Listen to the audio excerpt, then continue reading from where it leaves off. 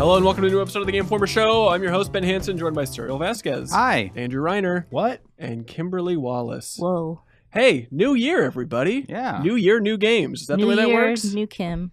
Oh, really? Whoa. Kim. We'll see. Kim 2018. No, I'm actually going to be very predictable on this show. I was just saying I'm bringing a lot of RPG love. Oh, you can't preempt it. table. So what we're doing on this show Hey, I'm is we're going to preempting. run down 5 of our most anticipated games for 2018. The release calendar is just a weird, vague sea of nothing. Yeah, just a lot of TBAs. Yeah, a lot of TBAs. A But lot we're going of to just try and... 2018, no date, no nothing. which is code for 2019, I think. Mm-hmm. But the best to our abilities, we're going to try and put flags and pins throughout Oh. 2018 and say, hey, here's something to look forward Here's to. what they promised. It might get delayed. Yeah. Well, it is funny. Like, I went back and skimmed through our podcast from last year. It was funny looking at, like, hey, really looking forward to that Crackdown 3. You know, just like all these games that were very clearly delayed. I'm sure some of those will come up in this episode. But Oh, yeah. after that, we have some great community emails. And then back half of the show, do you remember when we had our Wii eulogy episode and we all said goodbye to the Wii U and it was very Mhm. cathartic? It was good for the industry. 18 Just- years ago. That's right. 18 Get it out of years your ago. system. We're going to do that again, except we're going to do it for the Kinect. We're going to say goodbye to the lovely Why? Kinect because Microsoft has stopped manufacturing the adapter. So there is really no way you could officially buy a way to play Kinect games. So Kinect Anymore. is not part of our future. I don't think so. Basically, I don't think so either. Although 3 of my top 5 are actual Kinect titles. Oh, good. So just to go back and play a little bit man. more.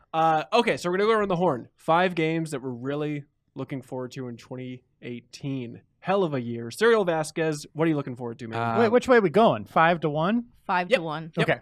So my number 5 is WarGames, the next What? game from Her Story creator Sam Barlow. Huh? Wow. Love it. What? Well, technically Yeah. it's hashtag WarGames, but I don't. He, it's not I'm gonna- mad they did that. Yeah, Just it's never not. hashtag Well, is anything. Matthew Broderick in it? No, but it is based on that license. Actually, Yeah. it is Huh. based on the WarGames license. It's a So licensed they're game. bringing it back in video game form. Is it going to be the same style and structure as Her Story? I believe it is. I don't know about the same structure, but it is going to be like an FMV interactive kind of Mhm. thing. Whereas That's you, awesome. Wait, okay. But WarGames... You got to I've seen change it- your list? I completely forgot about this. I'm trying to remember. WarGames, they're like talking to a computer, right? Yeah, Mhm. it's like, would you like to play a game? So is it just going to be Thermal like... nuclear war, right? Thermal. I think they were it was, reimagining there was some nuclear war stuff going on, I for think, with it. this time, which God could be really interesting considering all that's going on in our country Whopper. right Why? now. What's happening? What do you mean? No, yeah. So how The does it work? computer. The computer was named Whopper. That's true. So you're going to be like, in theory, typing and communicating with this AI about nuclear war? They haven't said much about what the game is, how the game is actually going I to be actually structured. interviewed him about this, and I Oh. can't remember because the interview was so long ago. But he gave me like details. It just seemed like it's going to be more interactive choice. Yeah. I wish I remembered more right now as we're podcasting. I really I should wonder look it up. that Sam Barlow, that guy, Her Story is so good, but how much of the charm and appeal of that is just that completely unique structure? Yeah. It's Driver San Francisco Mm-hmm. situation where it's very tough to replicate what's great about that experience.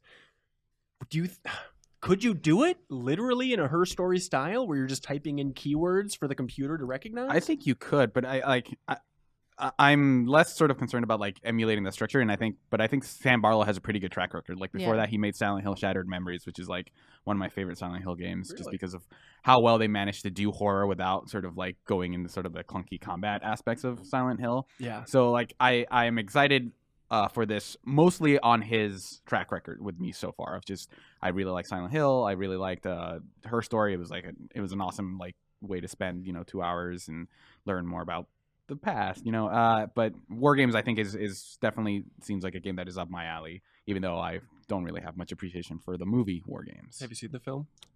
Once. When Okay. I was very young, so I don't remember much of it. Okay. that's Isn't enough. there a second one and it's awful? Is there a WarGames 2? I thought there was. I don't know. I have no idea. Direct to sci-fi, maybe? I do love that Maybe. trend though Now I of have these to know. long I have dormant to know. Hold films Yeah. Hold on. like coming back in the form of This a is why game. we keep the phone in the lap. Hold on. That's not why we What? keep I have mine phones. right here. No, Okay, I come keep on, it guys. so I don't Phones. forget my Oh, list. no. My It's a list is on podcast. I'm here. just wondering if All there's right. a War Games too. This is going to drive me nuts. Okay, Kim. War Games, the Dead Code? What the heck? Yeah, is that's this? it. Actually, that's the sequel. Hey, All right. Reiner, Yeah. speaking of your phone, what's your number 5, man? I have 2. I have a tie. Oh boy. God, He doesn't like really? ties. He gets Really very pushing angry. it. If Yeah. someone has 2 games that are number 5, I think consider that outrageous. Okay, the real one Yeah. is That's the one we'd prefer. Pokemon for Switch. You're out of your mind. There's no way it's coming out in 2018. They list it as 2018 or later.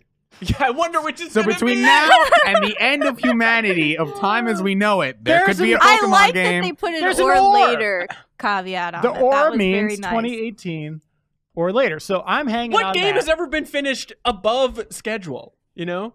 Is that the way to phrase Ahead that? of War schedule. games. Ahead of schedule. Thank Yeah. you. WarGames. WarGames is coming out. Yeah, that was going to be soon. 2020, but it's going to be this year now. Okay, Reiner, do you really think Mhm. Pokemon is coming out in 2018?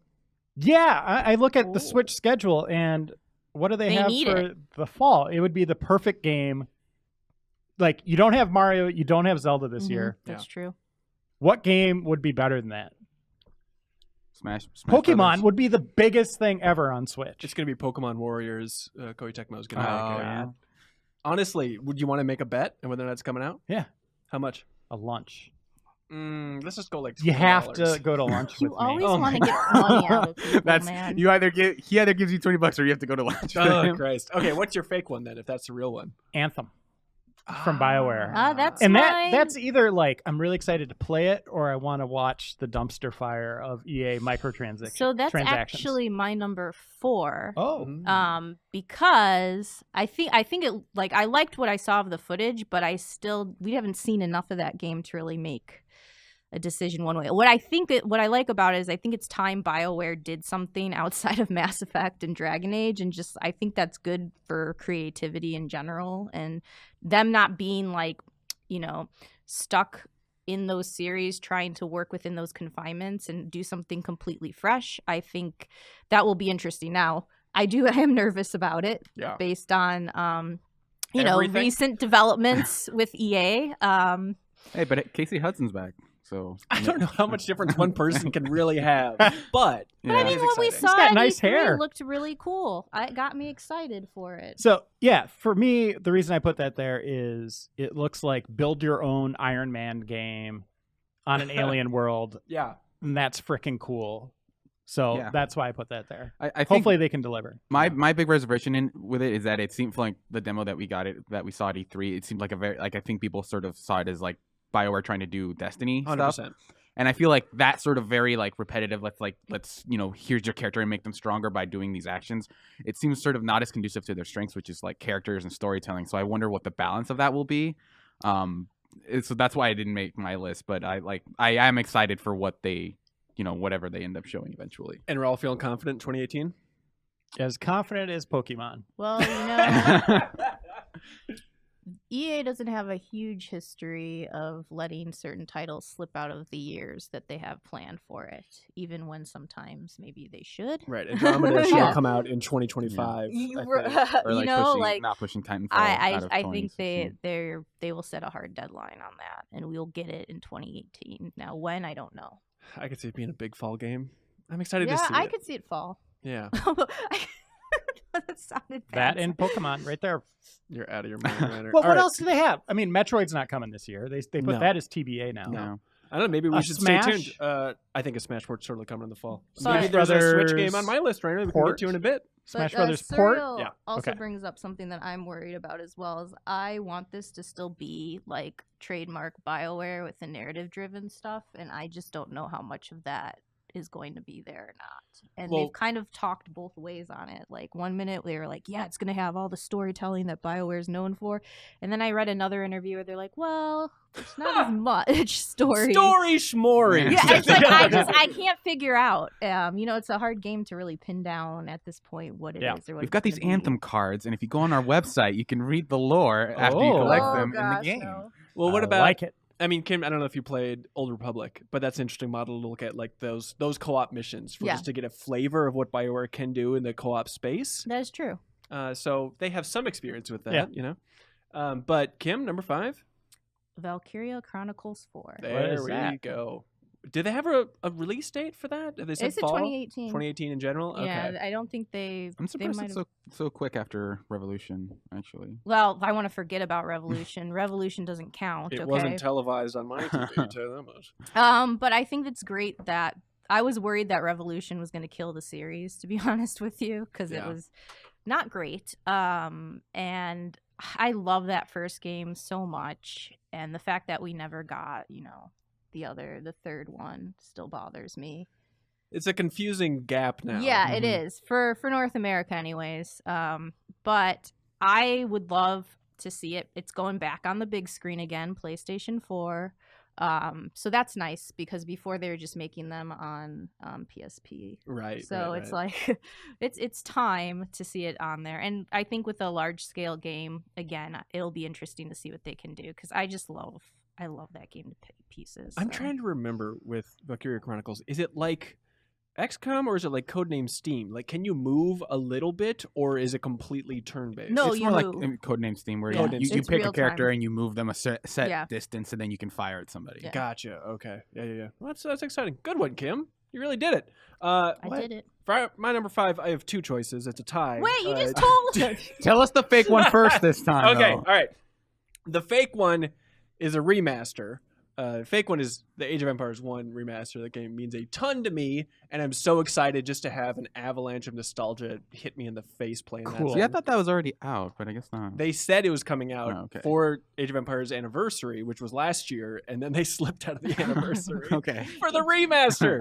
Is it And ever it's- coming? They say, yeah, early 2018, so we'll see. But my real one then ties into this game as well, because this is an Age of Empires inspired RTS called Empires Apart. It's from this indie team called Destiny Bit. And I just love seeing an indie studio tackling an RTS and especially like specifically honing in on early Age of Empires for their inspiration. Really looks like Age of Empires 1 specifically. And so it's funny that both these are going to be coming out in the same year, but we'll see how it goes. Empires Apart. Yeah, I like the idea of building a game specifically tailored around Age of the Empires, just because I feel like that series eventually spun off into the 4X series, where it just became so much more massive and about different aspects of your civilization and stuff that it kind of got away. Like, it felt Age of the Empires now feels like an arcadey version of that. I gotta cut you off. You're saying Age of the Empires. Age of Empires. Thank you, Surreal. We're gonna jump across that table. Oh, man. Yeah, so you're just talking about like Age of Empires 3 stuff. It just Yeah. got to like the homesteady Mhm. nonsense and all that.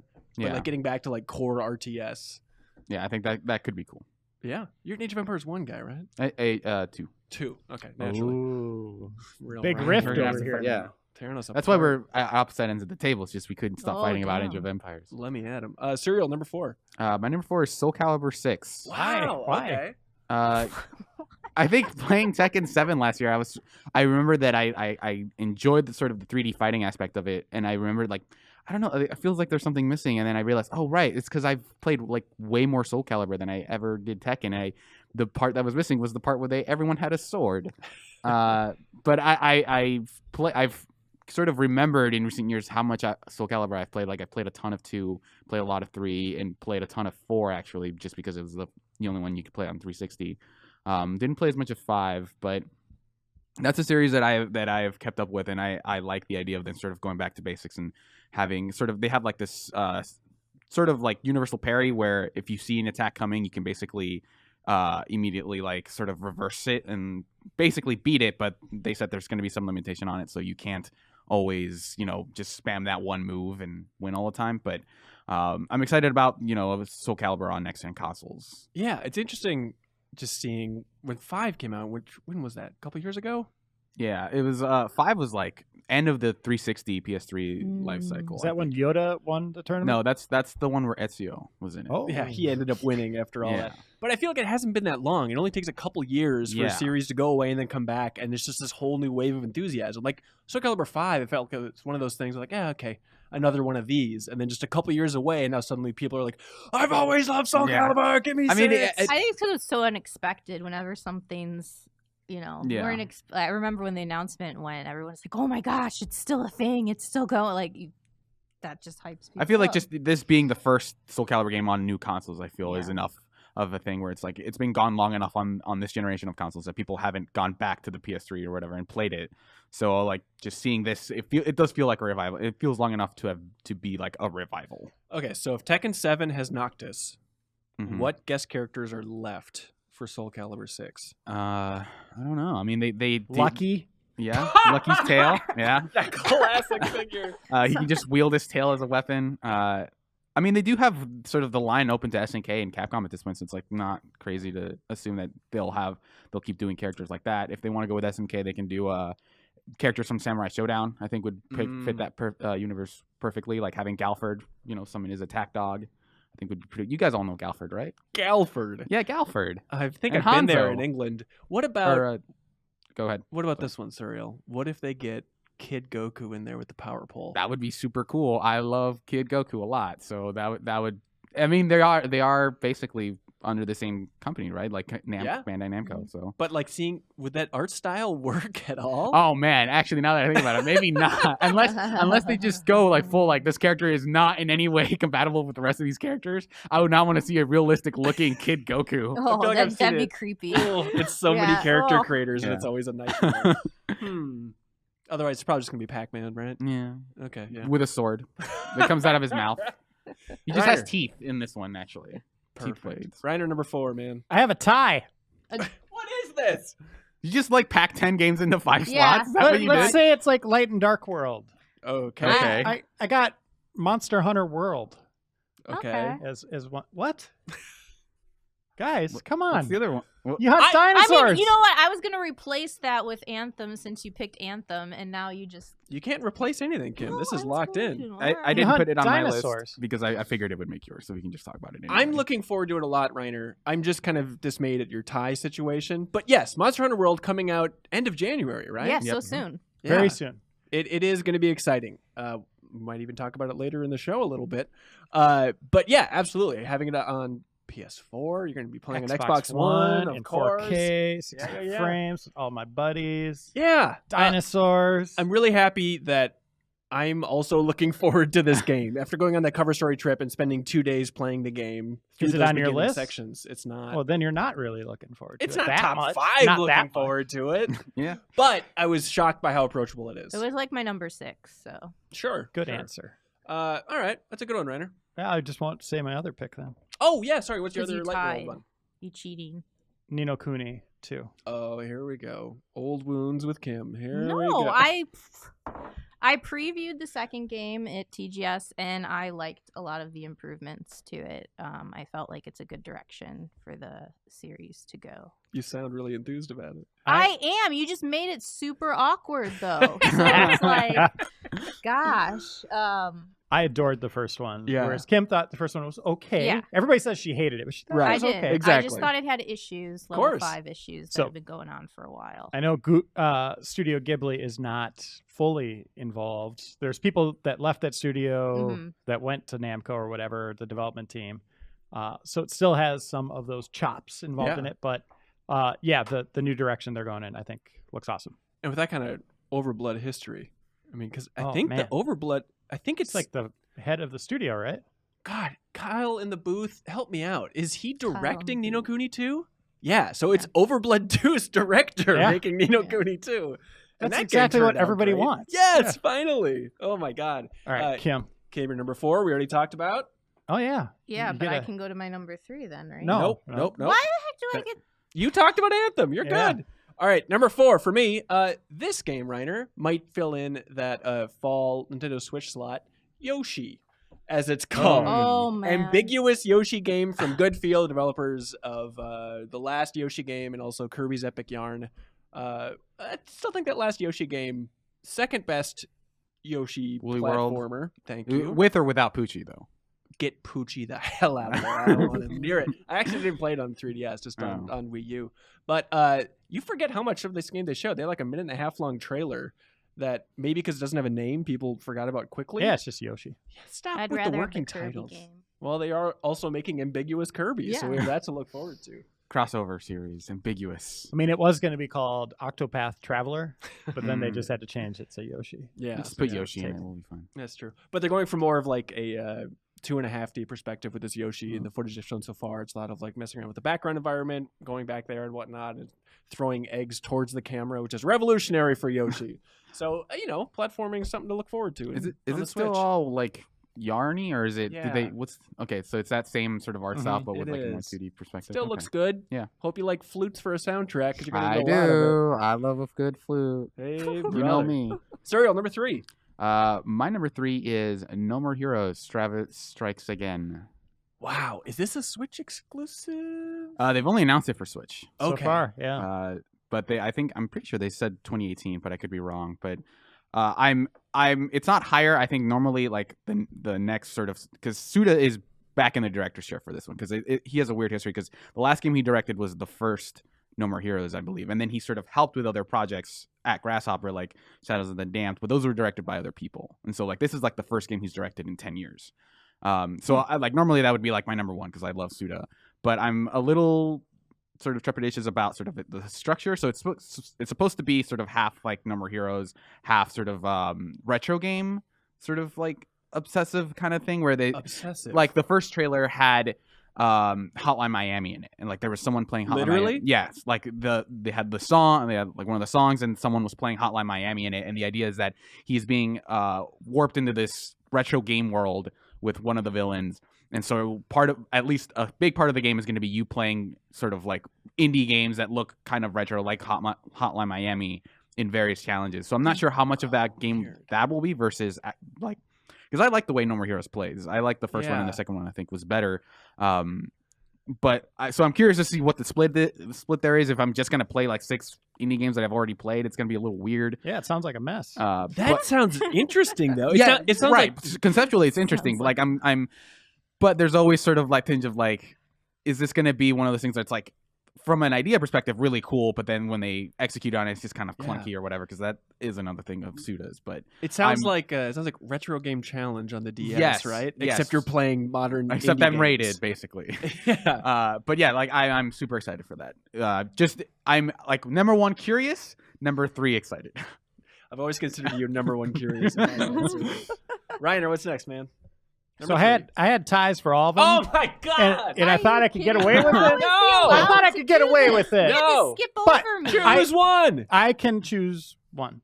Okay. And then after we're done, I'll tell you the other one. All right, that sounds good. Wouldn't I have like it make 30 sense that like if you have a overflow. tie for number 1, wouldn't those 2 be your first 2? Well, and yeah, then but I got away with the first 2 picks, so All right. it's a All right. mess Hanson now. didn't It's put the hammer bad. down. I know. Our cover game, God of War. Number 3. Yeah. Okay, Yeah. Kratos is back. baby. He still has ashes on his body. Has not taken a shower in a long, long time. That's right. He just every time adds it it back on, Every time it actually, snows, every he covers up so it doesn't. It's doesn't melt up. Daddy Kratos. Yeah, he's got an annoying kid with him. Kratos and Jr. He's in Norse mythology, Yeah. and it looks stunning. You want to know a dirty secret about that game? The Yeah. kid, and I hope we can learn at some point in the future of this podcast what he's saying and why he's saying this. But the kid, it seems like very frequently yells out the phrase "Mista," and I don't know what it means. Every combat encounter, he yells "Mista," and it sounds like Happy Gilmore "Mista Mista." Sounded like an Ewok when you did it. Yeah, well, he is part Ewok. That's the Yeah. backstory of Norse mythology, I believe. And Chris Judge, the actor from Stargate, is Kratos. Which yeah, is cool. Teal'c. Yeah, Teal'c. Teal'c. He had a worm in his gut. Yeah. Yeah. That's weird. I don't know. Are fans outraged about the change in voice acting? I haven't heard that much compared to something like Splinter Cell, you know? Yeah, Yeah. I don't know that. I guess for me personally, I've played all the God of War games, but I wouldn't consider myself like a huge fan of them or whatever. But I don't think Kratos' voice actor I never felt was like a key part in that He just series. yells. The way Yeah. David Hayter seemed like a big part of Metal Gear Solid for a long time. Where does he rank, do you think, with Master Chief? Seems like people are pretty connected to his voice, and I would kind of put him in the same ballpark of like, I guess it's there. I It's a think deep they thing. could. I could see them changing Master Chief's voice actor, but like I feel like people do remember his specific lines because they are so rare or whatever. Yeah. I could see people being more angry about Master Chief than Kratos, but that's just me. Yeah. Good choice, Reiner. Thank you. There we go. Gameformer.com/God of War for a month of coverage. Kimberly Wallace, number 3. I can finally go. Dragon Quest 11. Wow, that's for sure 2018. Yeah, for they the haven't States. announced platforms yet, but I think they'll do it soon. So Okay, so in Japan, it's already out on PS4 and 3DS. and it's coming on Switch. So I'm hoping we're gonna get the Switch version. I know they've already been doing a lot of the localization, which takes, as they told me, a long time because there's so much dialogue in a Dragon Quest game. But I'm figure, well, if they're already localizing it and the Japanese Switch version is like well on its way, then it seems like it would be not hard. So the question is, can the Switch run the PS4 version of that game, which is simple-ish, Yeah. but still it seems pretty intense for a Switch. They really up their graphics too for the PS4 version. I played the import, some of it, and I was pretty impressed just like with the more detail that they could put into the world than they haven't been able to before. So It's an interesting question. Do we get the 3DS one on Switch or the PS4 one? the 3DS one's cool too, though, because you can do like retro mode and stuff like that. Yeah, do you know how this works, Runner? Have you seen this? We're on the 3DS. No. It's really, really sweet. So on the top screen, it's like it looks like the Dragon Quest remakes, right? So it's 3D. Rotate the camera and stuff, and then on the bottom screen of the 3DS, it looks like original Dragon Quest, like Famicom graphics. Yeah.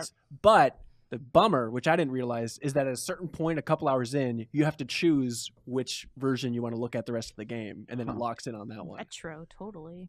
Yeah, I don't It's know. a about weird the choice to retro have one. to make. I know. I don't know why they wouldn't let you make it No. or play, both ways throughout the entire game. It would be one of the most impactful choices you could make in a game. It's just like, how do you want the rest of this game to look? Do you want this game to look bad? You tell us. Matt, Yeah. can you just tell me which party member to kill? That would be way easier for me. Here's what has me super excited. We haven't had like a Dragon Quest on console in North America since 8.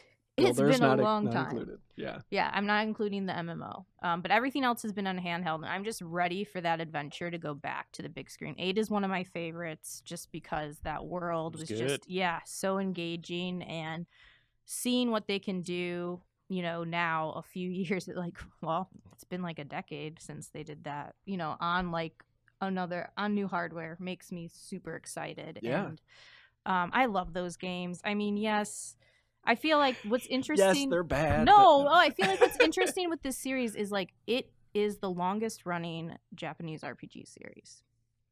And it has this hard line it has to walk where like people don't want it to change because they like it what it is, but then again you have to modernize a bit, for so I feel like it's always in trying to please different people, and if they want this series to catch on to more people than just the core Japanese fans, I think they are aware they need to Change the name. step it up a bit. But Yeah, Dragon Warrior 11. Yeah. but Yeah, I think just being back on consoles, I think Yeah. it will have kind of a Monster Hunter effect where I think it'll grab people again in a bigger way.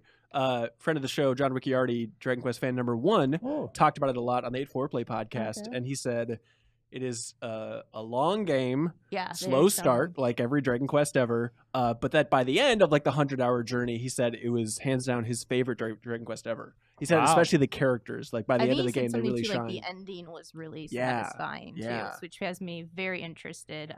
There's a ton of content in that game, which is why the localization is going to take time. So they say 2018. I'm hoping it's 2018. I'm hoping it's Switch. I'd like to play it on my Switch. Otherwise, too. PS4 is fine for me. But I'm craving just a good JRPG on Switch still. We talked about it last week, the Xenoblade, how it's not quite doing it for me. Ugh. What about Lost Sphere? Kim, are you looking forward to that? That's from the creators of I Am Setsuna. That's a no.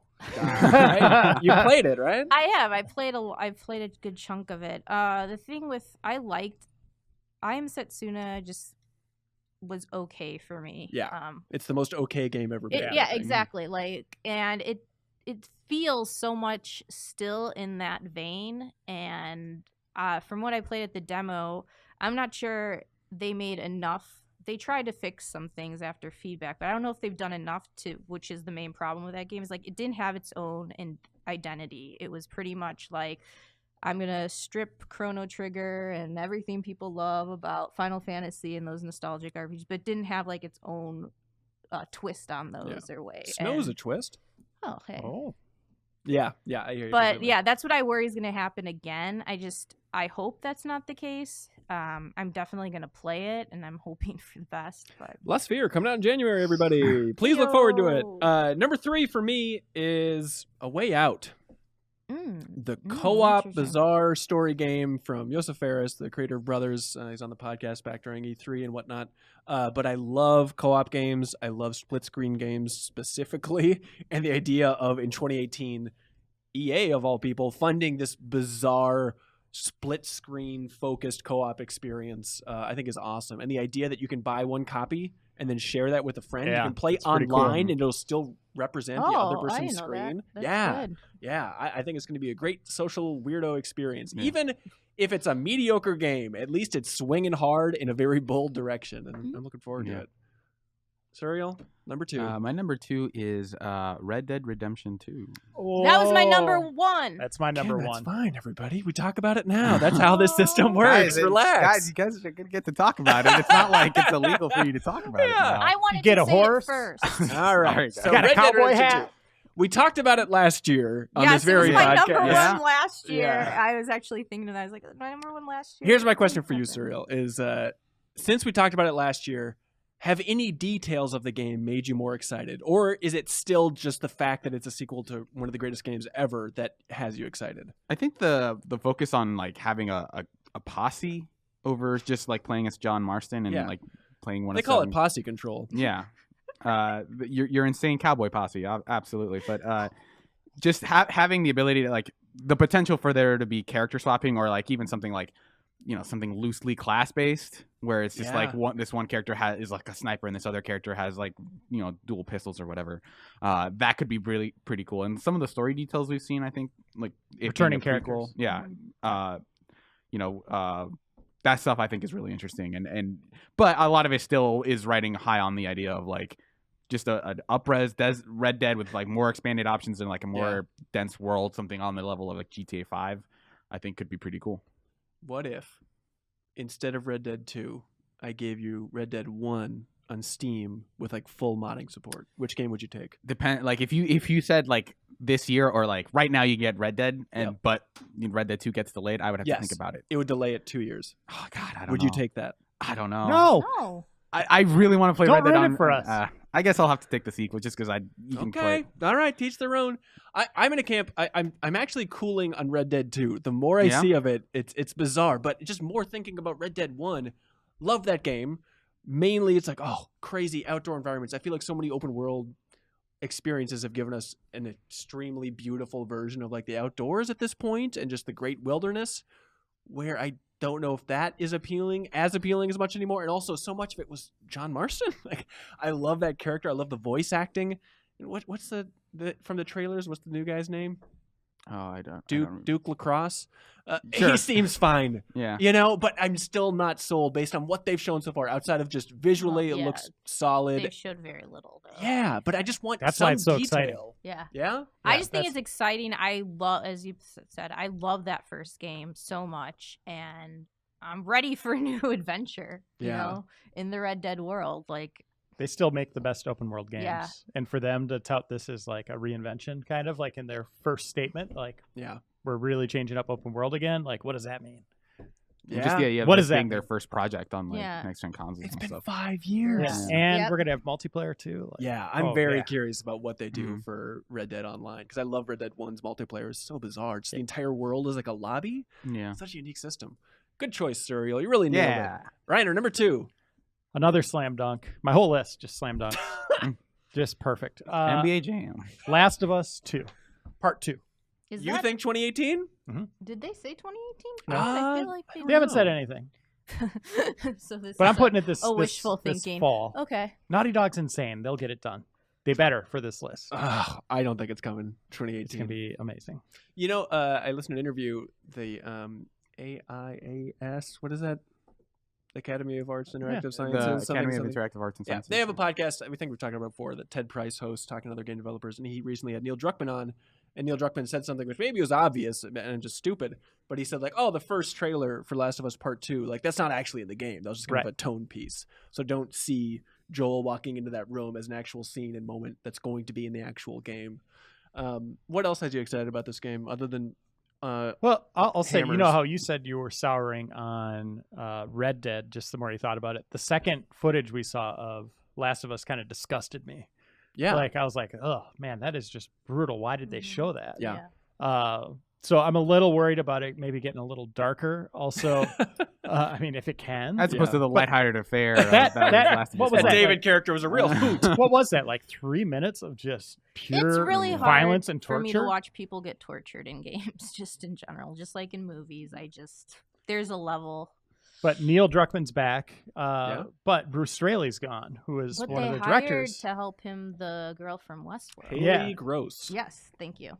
But unproven in the game space at this point. Mhm. So we'll have to see. But that first game is one of my favorites of all time. So how can I not be excited for a return to that world? Yeah, a lot of pressure on those folks. We didn't talk about it, but last week, news broke that apparently the creative director of Uncharted Lost Legacy Yeah, left Sean. Naughty Dog, Sean, and he seemed to be hinting that he's going to be working in the Avengers project over with Crystal Dynamics. That's interesting. Hmm. I wonder how that works, because as of now, Neil Druckmann is still just director for Last of Us Part 2. Yeah. But the director of Uncharted Lost Legacy is now floating around. I'm Mhm. curious if he's going to be brought onto that project in a big way. And That's what then they To write, usually do when they write wrap and direct up the Tony one. Stark, maybe? He's very Nathan Drake-like. Oh, interesting for Sean going over. Yeah. Yeah. Could be. Although I don't think Sean wrote on Uncharted 4, so he, in theory, hasn't had a chance to write for Nathan Well, Drake. there you go. But, Mhm. all right, number 2, Kim. Well, this should shock no one. And I'll tell you, it might have been number one, if not for a few things. But Kingdom Hearts 3. Hey, there we go. Hey, That's not yo. 2018. They said 2018. They made a big deal out of it. Of course, Ugh. Square also made a big deal about Final Fantasy's release date and then delayed it. So, Yes. I have been waiting a long time for this game, which is why it gets docked down to number 2. I Oh, feel really? like. You But can I only waited a stay long so time excited for Red so Dead. long? Well, yeah, because I thought that I was going to be playing this game in the PS3 era, right? Yeah. That's actually one of the reasons I'm like, oh, I'll buy my PS3 because, eventually Kingdom Hearts 3 will be on there and, I'll kill time with other games. And Along with but Persona 5 and now the that next they've got Anthem. Pixar worlds in there and Toy Story, I love, Yeah. and there's rumors because there's been like some leak stuff that's not confirmed, but Monsters Inc. was shown and Wait, shown how? Huh? yeah, there was like leaked Oh, images. really? Yeah, where you're really, I don't know if they're real or not, but so next month is D23 in Japan, and that is where Kingdom Hearts makes all their big announcements every D23.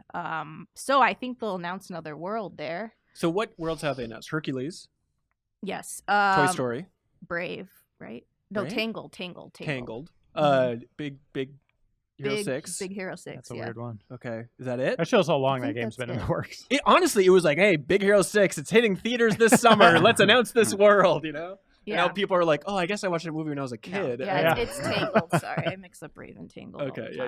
time. There's still I'm still holding out hope for a Frozen World. I Oh, would love that would make so much Monsters Inc. sense. Yeah. Honestly, that's probably one of my favorites. Star Wars. Black Hole. My favorite Disney World.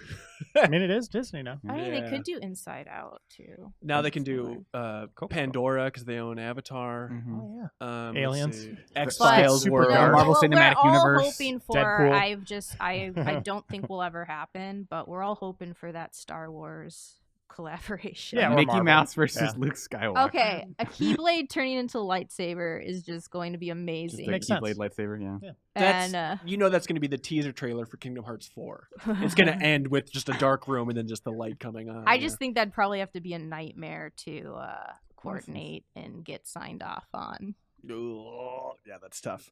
But I'd love it. Yeah, I mean, Nomura, And who's Ray the would be director. with you. That would be awesome. What's that? And Ray would be your buddy. And I mean, your party. they It'd did be it in Disney awesome. Infinity. Yeah, they got wacky with that. They got it all together. But Nomura's directing this game, right? Kingdom Hearts 3? Yes. And then he's also directing the 7 remake. Yeah, I asked him about that when I was I got to interview him a few months back with the Toy Story reveal, and I said, "How are you splitting your time and doing both?" Because Nomura is notorious for having games in long development cycles, and I was a little worried about that. He seems to say when one is ramping up, the other is ramping down, and he just alternates between them. But meaning like big cycles. So in theory, Yeah. Kingdom Hearts 3 is ramping down, and now 7's ramping up. or vice versa. Like when he Vice really, versa. like when Kingdom Hearts ramping up, he then will focus on that, and then it'll get to a point where everything's steady, and then he'll go into. Anyways, I have a feeling he has way more involvement in Kingdom Hearts 3 because I think they have a lot of people who can contribute to 7, but Kingdom Hearts is kind of his thing and his vision and his convoluted story. So I don't think you can have other people really dealing with that. But gosh, the game, just some of the stuff they're doing is just insane. The attractions that you can do. What does that mean? So there's this thing called attraction flow where like your like attractions like teacups and big is it Big Magic Mountain? Wait, so it's Big like Thunder rides Mountain. from Big Thunder- Disneyland? Yeah, rides, and they're part of your attacks that you can use. And then you also wait. So you You're- have like Pirates of the Caribbean as an attack? Yep. What the hell? God damn it, A Kingdom ship. Hearts. So it's so cool. And then also you have Keyblade transformations where they can turn into just about anything. Like at one point he had like Hercules like carriage and Pegasus come out of his Keyblade. Like it's insanity. They're That's just alright. upping the ante, and you know, Nomura made a good comment was there's like we're trying to do everything in this one that people like to show that anything is now possible in the series. So Except Yeah. for shipping. That's right. hey, Anyways, I'm hoping they stick to the 2018, but I wouldn't be surprised if it slips. Yeah. Who knows? My number 2 was my number 1 last year. State Oh, of Decay 2. Still waiting on that one. Yeah, Even if have it's we gonna- even heard any updates on that game? No, E3. Maybe they showed Was it at the last Gamescom. I time? don't know, but I saw a demo at E3. It's exciting. The idea of playing State of Decay in co-op sounds fantastic. Yeah, that's what we wanted. Yeah. Tension in an open world. I just want more of that. State of Decay 2. Please give it to me now. I've never played State of Decay, so like when I see it really high up on like a lot of the lists we read, I'm just like, I guess that just for me just kind of came out of nowhere. Of just like I'd never heard people talk about how good State of Decay was until I basically started working here. And It's just because no one at Giant Bomb liked it, I think. yeah, and then Yeah. like I mean on like even on Twitter, I don't think anyone like mentioned that, like, oh man, I'm still playing State of Decay 2. It's so good. Like I'm curious as to what it is about State of Decay that sort of like Getting survivors, managing resources, hunting for resources. Stardew Yeah. Valley aspects of it. There is a weird Kinda, sim yeah. aspect because Yeah. you're like building up your home base, adding on to it, and then also it's permadeath for all these characters. So you're going around the world trying to recruit new people, hoping they survive, going out scavenging for resources, and it's just honestly, PUBG ate a little bit of its lunch, which is a weird comparison, just for like having those tense moments when you're like rummaging through a house and you hear a noise and it's like, oh my god. So is it multiplayer? So No. Oh. It's just It's against zombies zombies. coming in the PUBG first ate a lot of games lunch. Like vehicles running out of gas. Like Yeah. when you go way Okay, out there so- and you're like, oh man, nightfall's coming. Yeah, I'm it's just screwed. yes. it just happened to be like the most like intricate sort of zombie outbreak simulator that Yeah. that was also Yeah. still Yes. kind of an action game. Exactly. Okay. And it was a janky mess, and hopefully they can polish State of Decay 2 in a big way, but that could be the biggest game for Xbox next year. Yeah, and that could be why we haven't Crackdown, heard from them. Yeah. Crackdown, Sea of Thieves, maybe a Halo I announcement. bet Halo It's- 6 is next year. It's time, Well, right? they It's need it. time. They had that pulled announcement like at some conference, didn't they? Like where they were going to announce something and then they got pushed back, or is that for 5? Really? I guess I don't I remember thought it that. was- Oh. Or maybe Hmm. maybe I think for misremembering. Xbox One X, they showed like Master Chief's face, and they kind of hinted that they were going to be working on Okay. something. But I think Halo 6 is safe to Yeah. assume in 2018. Hey, number 1, Suriel, what do you got, man? Dragon Ball Fighters. Number 1. Yeah. Oh wow. I think I very briefly considered putting the beta for that game on my top 10 list like last year. Really? Yeah, I That really would've been enjoyed that cool. beta. Of just like, I mean, we played it at at Arxis and then at Namco, but like that beta was sort of the moment where it kind of clicked for me of just like, okay, here's how combat flows, and I realized how much I like sort of that Guilty Gear style, because I reviewed the Guilty Gear expansion, and I think sort of playing the game as a whole, I realized this is maybe probably the best fighting game of the generation so far. Really? but, like- this is Xrd Revelator? Yeah, Xrd, Revelator, Rev 2, like they're expansions to the same game basically. Xrd Revelator Rev 2, everybody. Well, it's Guilty Gear Xrd Rev 2 is the Okay. current name of the game.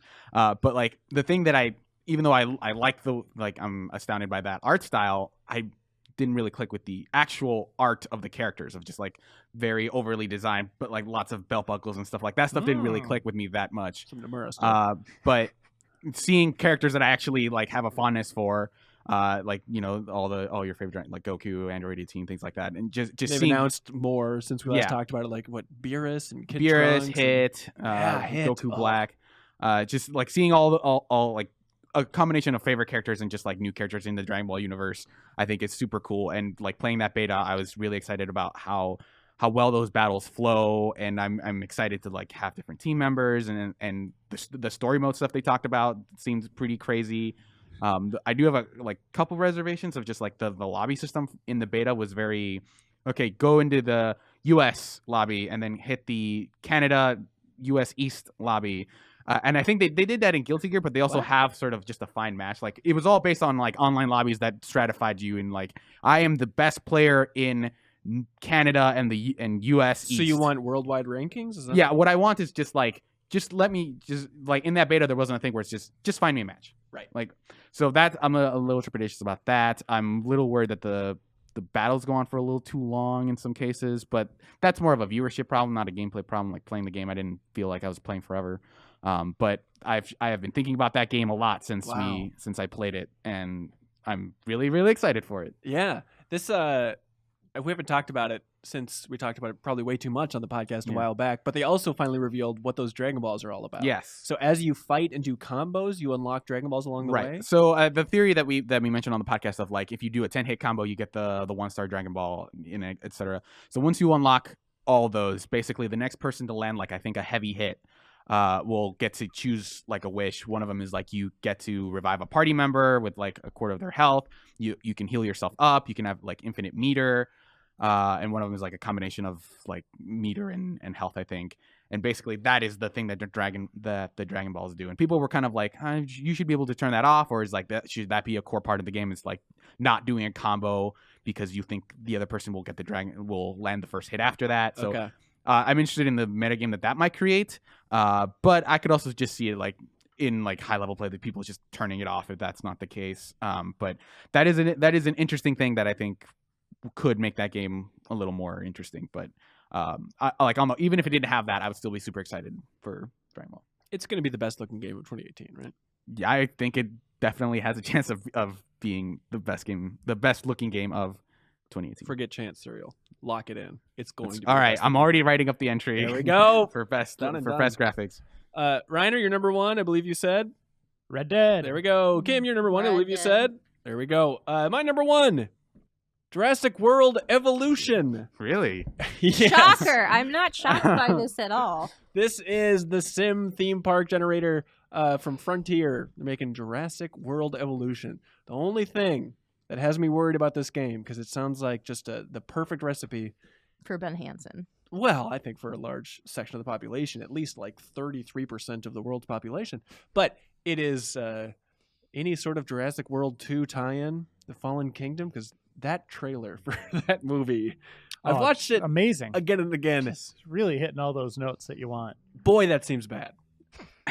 Did you guys watch that trailer? Yeah, No. that was all right. Really? Yeah, dinosaurs running, people yelling. Okay. Everything I could possibly want from What do you Jurassic. want from dinosaurs running, people? Oh, did you wear that got shirt everything. just for this reason? Yeah, if you're listening What? to the audio version, wearing a cool shirt. What do you want from a Jurassic World movie? From a Jurassic Sequel. World sequel. I think it maybe is even going this way. What they talked about was the idea of the ability to create dinosaurs and manipulate DNA and whatnot. That going open source, and like everybody around the world, it's this weird arms race of everybody designing their own dinosaurs. Just a bunch of penis-shaped dinosaurs walking around. It's not Spore. Grow up, All right, Serial. sorry. But Very I think that's funny. an exciting idea of just like trying to maintain this global arms race with dinosaur tech. And I'm hoping that the movie's still going to go in that direction, because the director, actually Colin Trevorrow, who's the producer now, he said that all the footage from that first trailer was from the first half of the movie. Yeah, because it looks like the island is in big trouble. Well, there's a dumb volcano going on. It just Well, yeah, I mean, Well, that there's kind always of hints at trouble they're in leaving, that. right? right. I guess so. And so they're going to round up all these dinosaurs, and then I don't know how much globetrotting they can do in the back half of one movie, but I hope that it is this weird Mission Impossible style thing where they're going around the globe and trying to wrangle a T-Rex in the desert. You know, that's what I want, Reiner. But with this actual game, which seems, I think, more promising than maybe the Jurassic World sequel, I am very excited. We played Operation Genesis not too long ago on Replay. Had a wonderful Super fun. time. Yeah. Absolutely. The idea of like taking modern sensibilities, city skylines-esque sensibilities, and applying it to the Jurassic Park formula. So much fun. So much fun. The potential is there. Safe bet on their part to develop that game. I Yes. think That seems like the Dragon, like they're the Jurassic, right team to do it too. Yeah, the Jurassic Park game people have wanted for a while. Exactly. I feel like it's in the same vein as Dragon Ball FighterZ, where it's like, just make Right. this. It's what the license Yeah. clearly demands. And finally, in the second big way, and it's going to be nice to see it on Steam and also on consoles. Yeah. Although I'm a little worried about them adapting the console controls and if that's Yeah, going to it's influence always- the PC version. I wish it was just Cities Steam, worked. but City Skylines yeah, works. that's true. I mean, and if it doesn't work, then they can just add a PUBG mode and have 100 dinosaurs on an island trying to kill each that's a other. really, really good idea. Great idea. Absolutely. But hey, do you guys have any remainders you want to fly through I super do. quick? I do. I got 3. Yeah, go for it. I got Spider-Man. Of course. Spider-Man. That looks really fun. Insomniac games. Yeah. They're great. Far Cry 5 Of course. looks Montana. very good. Finally, And then we get to Montana. Metro Exodus. Oh, Those interesting. games are great. Yeah, and Exodus. Underappreciated. Yeah, Metro's Probably. that's been a pretty good series. Do you think that one's going to hit a new audience? Maybe. Yeah. It's got a train in there, Yeah. Rainer. Yeah, it's It true. does. Trains are It's very snow. in right now.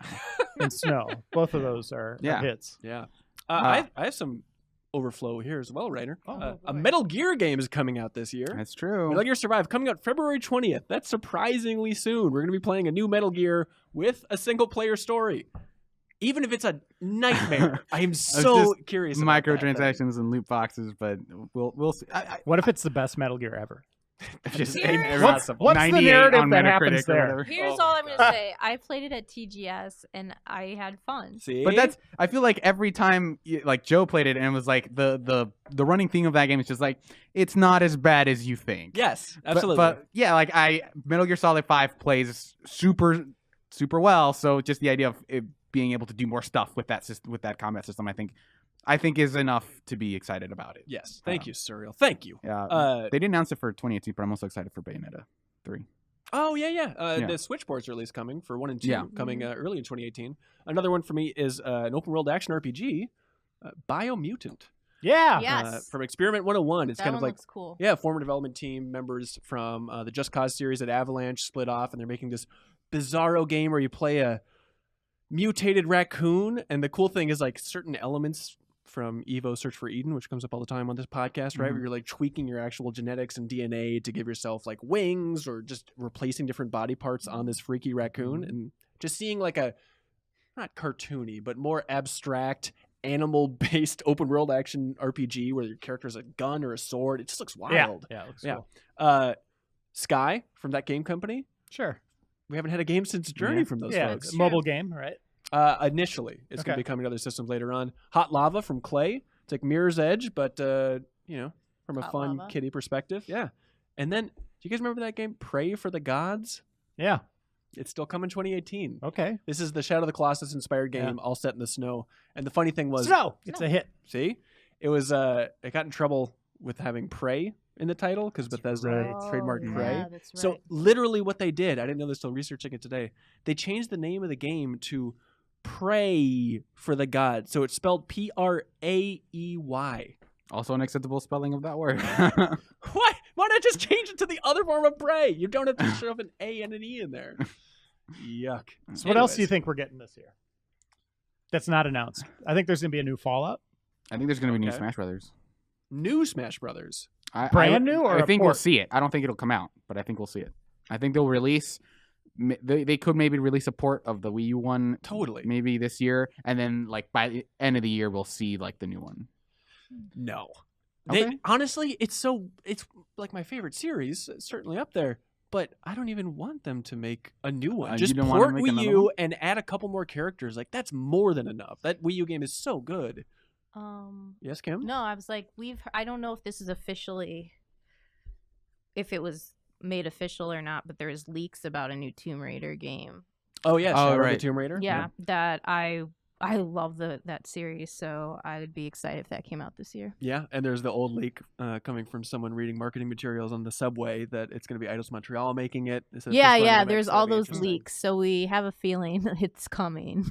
Yeah. But I don't know if it'll make it 2018. Shadow of the Tomb Raider is the rumored title. Yeah. Where do you think they could go with Laura's story? In a tomb.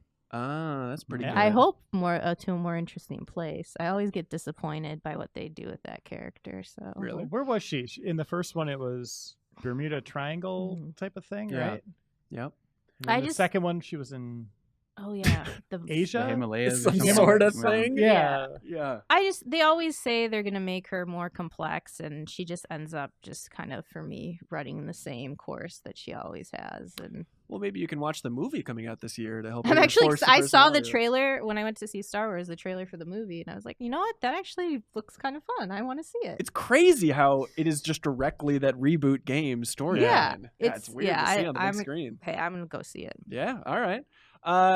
Hey, that's it, everybody. 2018. We did it. Good year to look forward to. Gonna be amazing. If Here's hoping. 10% of these games hit. Yes, and that's probably the correct We'll be ratio talking here. about some of these probably next year when we do the same podcast. Yeah. I really look forward Saving to my it. list.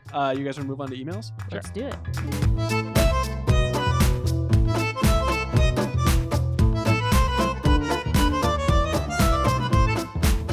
And welcome back to the Game Informer Show. We have some great emails that people sent in to podcast@GameInformer.com. People sent in questions. People sent in comments. People sent in feedback. Everything you could possibly imagine, and it's great to see. We even got one script for a little radio play, gaming-themed radio play, which we're not going to do for this show. Maybe next one. wow. But again, one-page radio play. What do you call that? The stuff you do all the time, Surreal. The stuff that I do all the time. Yeah, fan fiction. That's the That's word I'm true. looking for. Yeah. Yeah. In my off time, sometimes at work, I'll just bring in my fan fiction and You have written fan fiction, right? I have written fan fiction. Alright. but Wait, it's not wait, a thing what? that I'm always doing. For what? Sure. In like fourth grade. I No, wrote- but for what? oh, Smash Brothers. Huh. Yeah, what does What it, character? yeah. All Was it of- like dude, when all of Samus them. kisses Donkey Kong? They're all in there, man. All right. Well, most of them. I didn't finish it, so Is it better than the Subspace Emissary storyline? they actually cribbed Longer? it from me. Oh my god. I wrote my thing and I called it the Subspace Emissary, and then they copied it. Well, everyone, to be fair, I mean, you can't Miyamoto came to my trademark house that. and stole it. Anyways, podcastinginformer.com. Everybody's welcome to write in, make the show better, please. Nick from Atlanta writes in. Oh, anyways, you guys are going to remember all these, right? And then we're going to choose your absolute favorite. Yeah, yeah, and yeah. ship that I will person out a try. prize. All right, here we go. Nick from Atlanta says, hello, everybody. Halo. Hello. Now that both the official Game Informer and your personal list for best favorite games of 2017 are out, I was wondering if last year at all affected your personal all-time games list. I know it did for me, as Horizon Zero Dawn has now replaced the original Mass Effect trilogy as my all-time Wow. favorite. You can't have a trilogy as your favorite. I'm sorry. Breath of the Wild, he says, also jumps pretty high on the list. Also, thanks for answering my spider question on last week's show. Crabs definitely don't count as spiders. Thank you for settling that old debate. Yeah, did 2017 such an amazing year for games? Did it shake up the overall list of your favorite games ever? Well, I guess it depends on how long you're thinking, because if it's top 10, I don't know, probably not. But Probably not. It's- 10, really? yeah, You but know what, though? I feel like I need to be further removed from the year to see if it really, and if I'm going to think fondly back on it. Because, I adored Horizon Zero Dawn. I don't know if that cracks. Even Persona 5, it's an improvement, but I feel like I like other casts better than that cast. But the game is more interesting with the dungeons and everything. So I don't know. I think I need a few years to reflect before I make this big decision. But of if we force bumping you a to game make up. this decision right now, where do you think Horizon is? Overall list of all-time favorite games. What number is it? I don't know, maybe 25. 25. All right, that's pretty good. Yeah, last year was a weird one just because, I was really thinking about this. Even though I feel like my list of top 10 kind of trailed off by the end of I guess this stuff was okay.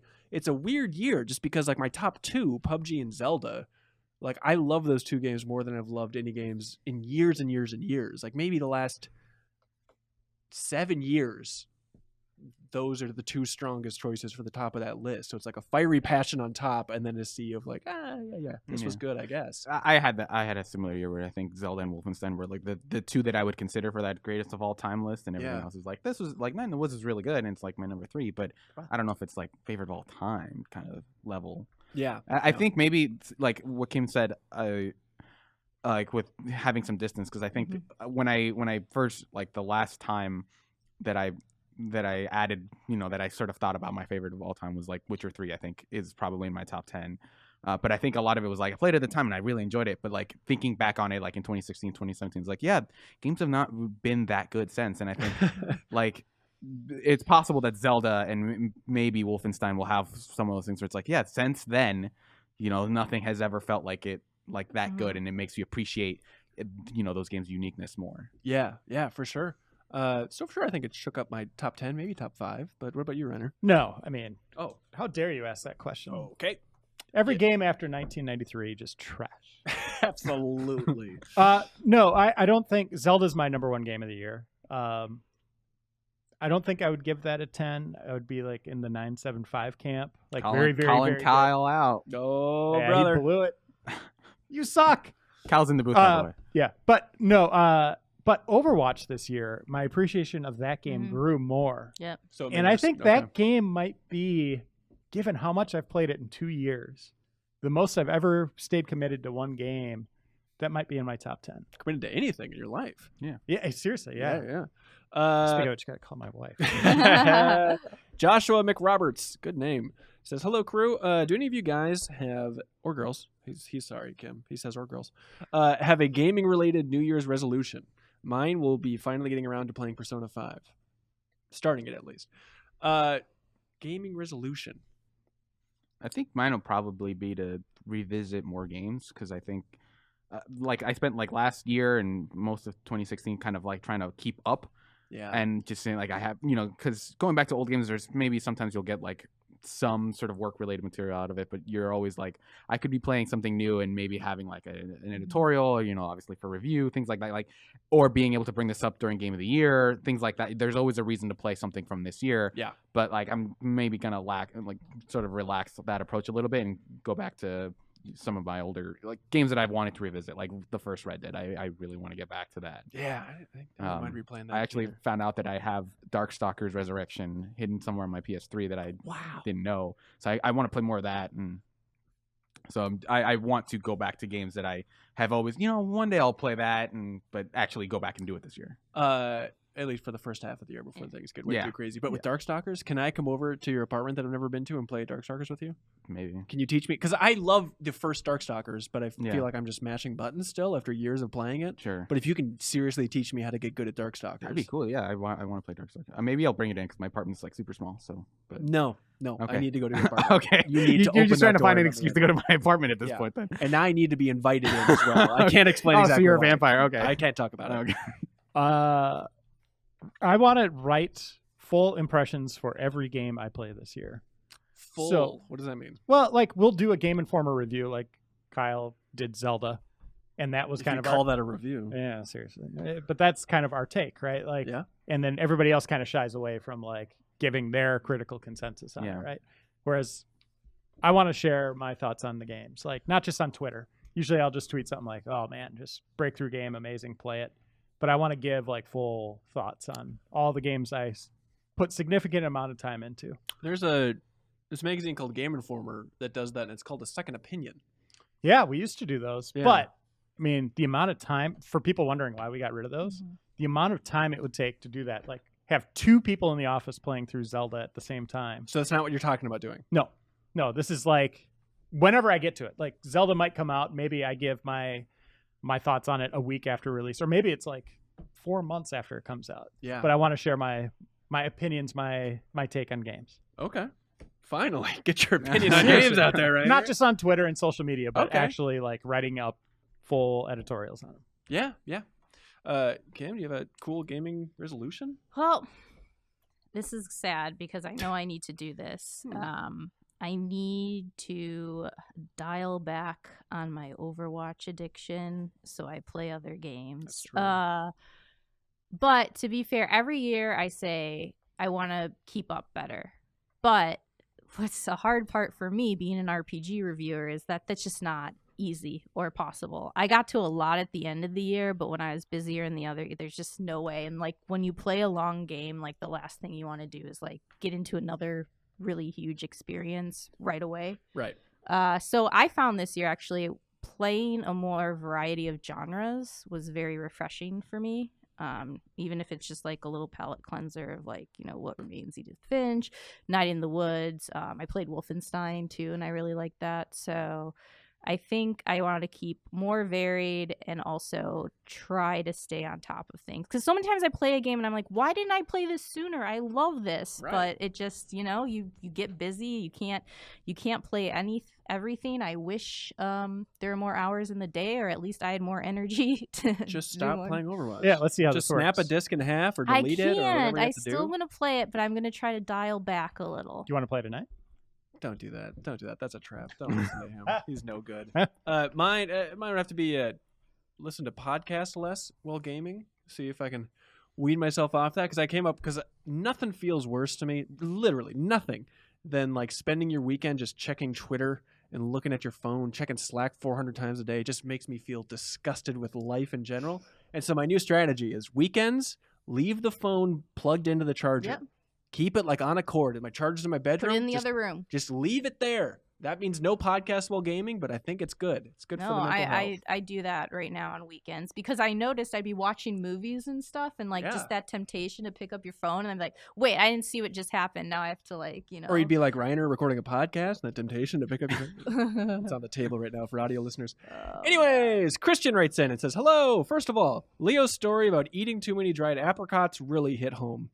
I once ate 25 to 30 over the course of a day without thinking about it. Nothing was going too bad until my wife and I picked up a close friend from the airport. On our ride home, my stomach felt like it was going to burst open, and I almost had them take me directly to the hospital. Instead, I spent the rest of the day on the toilet, which really didn't help either. And sorry for sharing that.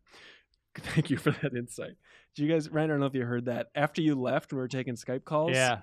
Leo's friend called in. Yeah, and told the story about Leo eating way too many apricots and then being taken away in an ambulance. Very dark. I like that you laugh at the ambulance part. Because he ate apricots and then he called an ambulance. It's the most absurd thing in the world. So anyways, Christian says, secondly, this finally gets to my question. You had a caller last week, 2 weeks ago, I guess, that brought up how they missed Test Chamber and did not sound happy with new gameplay today. Yeah. As a frequent visitor to the site, I was definitely missed Test Chamber, but thought new gameplay today was a perfect replacement. Oh. Consistent team and longer content. Perfect, says Christian. Thank you, Christian. My question is, what is the oddest complaint you've gotten about content for your site, magazine, or something you thought people would really love?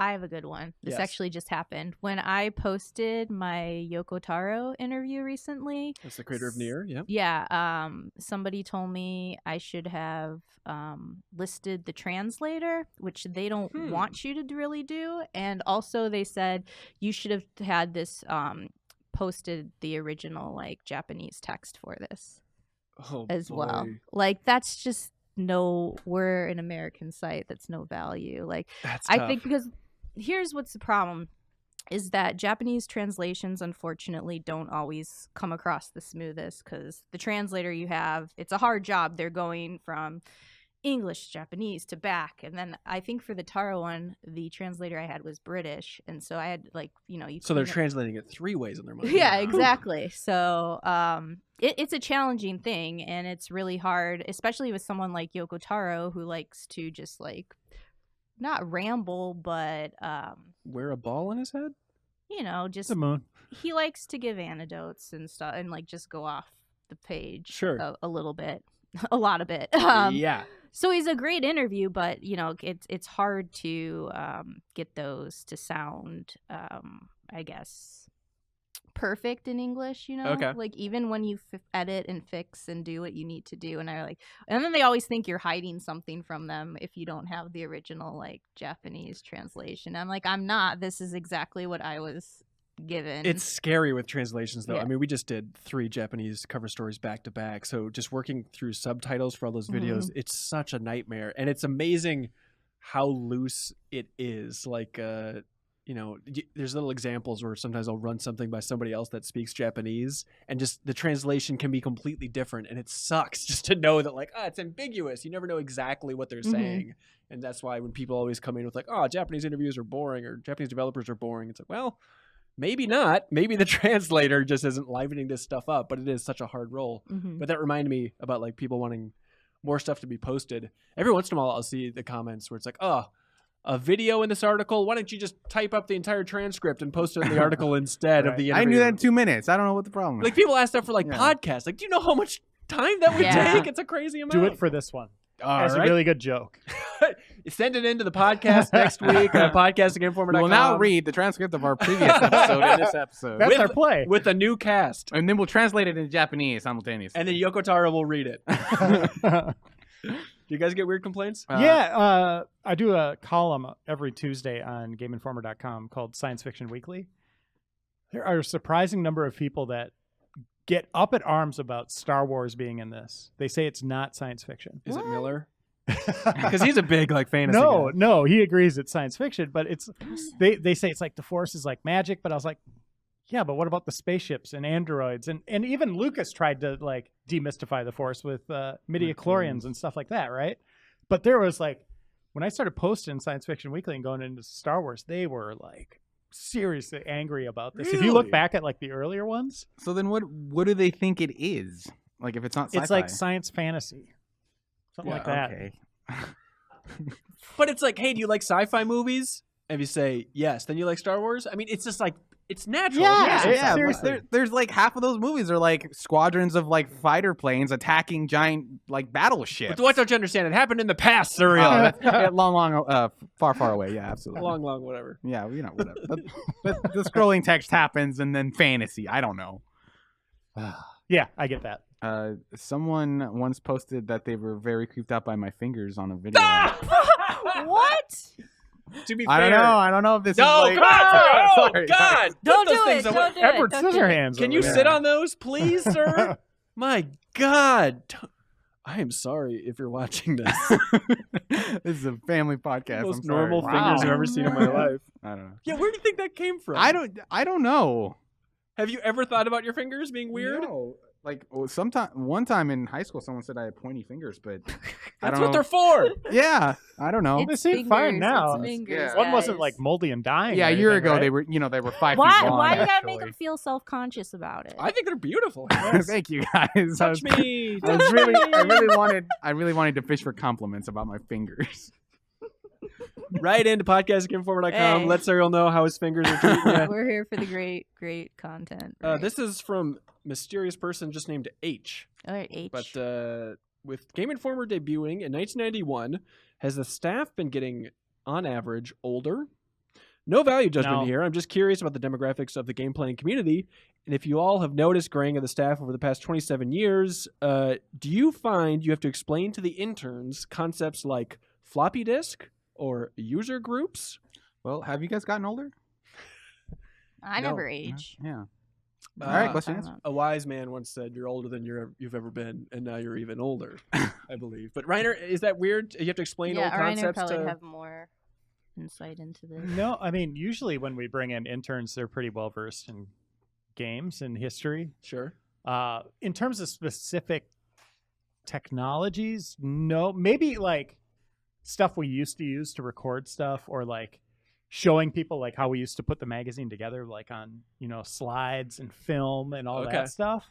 Where that's just kind of like mind blowing. Like, wait, you didn't just use a computer; you actually had to use other things. And it's like, yeah, I mean, keylining, all that stuff at certain points. First issue of Game Informer was just a rune.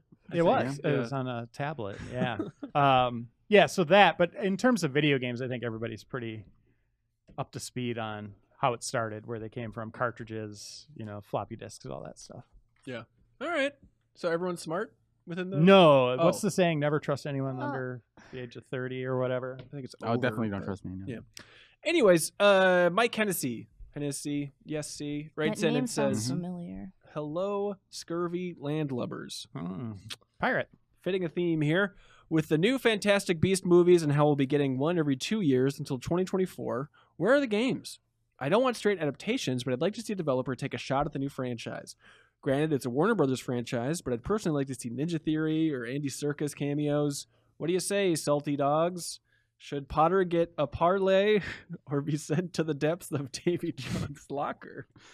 The hell's going I don't know if this is a specially themed episode. Here's So the what do you think, you thing. land lovers? Here's the Yes, thing. we need- We've had Harry Potter games. Yeah, but we they haven't had been a great one yet. Yeah, exactly. We Yeah. need that great one. And I still think someone has it in them to do it. but- There's that Stardew Valley meets Harry Potter game that I think Chucklefish is making. Yeah. Yeah. That might be That as could- close as we get. Yeah, at this that'd- point. Well, Not licensed, but Yeah. The Pokemon Go guys are making a Harry Potter game. that's exactly it. Yeah. Yeah, what do you think about that? I'm excited. What? What kind of game is it for your phone, like Pokemon Go? Yeah, or- yeah. I think it's going to be the same concept of So going then, around and- what are you? What are you like chasing in those games? Man. It might Interest. be fantastic. Magic. Could be the Fantastic Beasts, and you Mm. use like spell motions to catch them. Like you got to on the twirl your screen. wand and then catch Yeah. them. But the part that I don't understand is, like the next Fantastic Beast movie, it's called like Fantastic Beasts. Look at this Grindelwald guy or whatever, you know? And so it seems like they're getting away from the gotta catch 'em all thing within the movies. Mhm. And so do you think that the game would still just focus in on that kind of minimal aspect of that Fantastic Beast movie of like, gotta catch all these weirdos? Well, I mean, the title is still Fantastic Beasts. Yeah, but maybe it's Right? like, who's the true beast? It turns out it's That's Johnny true. Depp. And Jude Law's in that. Another Maybe notable catching pirate. him. That's true. This is what he was getting at, Yeah. clearly. The Johnny Depp tie-in. Yeah, so I don't know. I mean, there's always the legendary, like, oh, if Rocksteady made Harry Potter, Oh, like, that is man. it. Honestly, they could make more That'd be money on amazing. that than Batman. Great cape physics. Yes, exactly. That's all we want. David Blessman says, hey, crew, Reiner's opinion as an editor and reviewer is always well thought out. Aw. But his drink of choice, orange juice over raspberries, is meh. Oh, so he tried it? Is that what it Wait, I means? think so. did you say mad or meh? Meh. Like Meh. Meh. Meh. Meh, says Mr. Blessman. Reiner, so need a second opinion on that. Well, drink, I apparently. gave 3 drinks, Yeah. so he's picking on me. I guess so. Yeah. Miles from Eden Prairie is a just killer question. How do you guys handle dry skin during the brutal Minnesota winters? Lotion. What do you do with your hands? Yeah, tell us about your juicy Oh, hands. Well, I put them in Spit. gloves. Put them in gloves? Yeah, I wear Gloves. gloves when I'm outside because it can get very cold. Are they anti-aging gloves? Because those Yeah. hands looking good, son.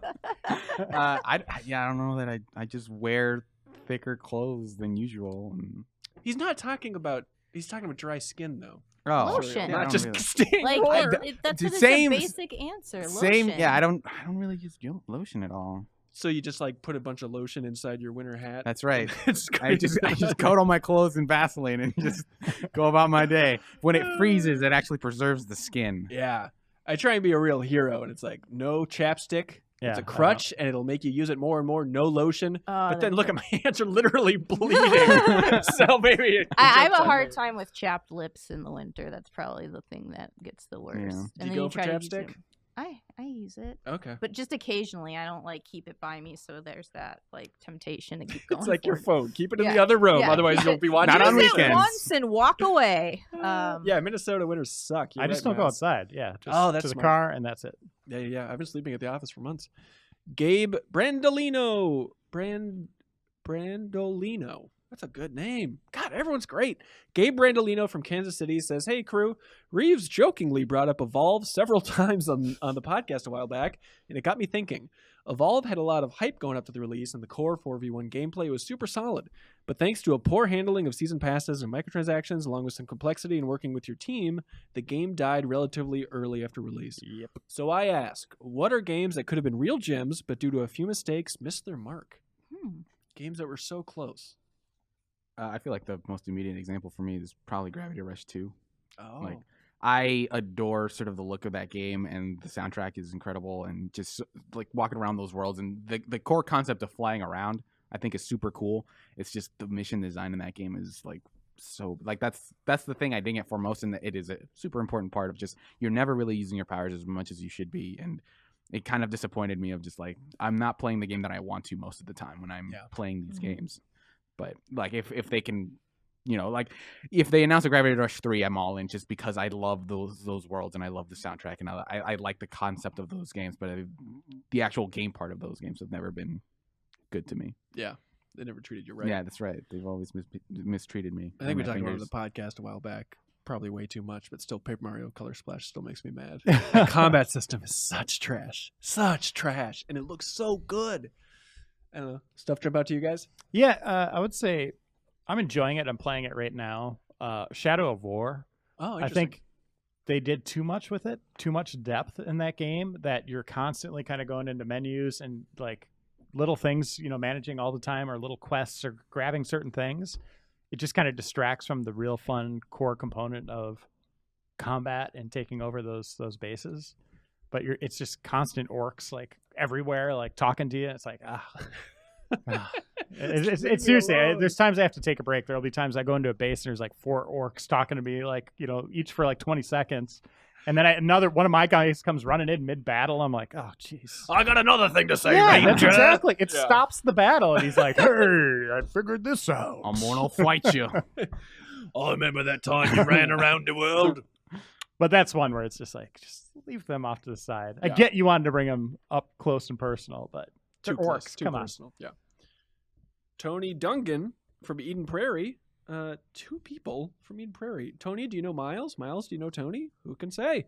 Hello, GI crew. I was playing Rayman Origins with a friend of mine when I realized that the engine used for the game, UbiArt, never really got off the ground. Despite being a gorgeous engine that made Rayman Origins, Legends, Valiant Hearts, Child of Light stand out among other 2D games, a game hasn't released in it since 2015.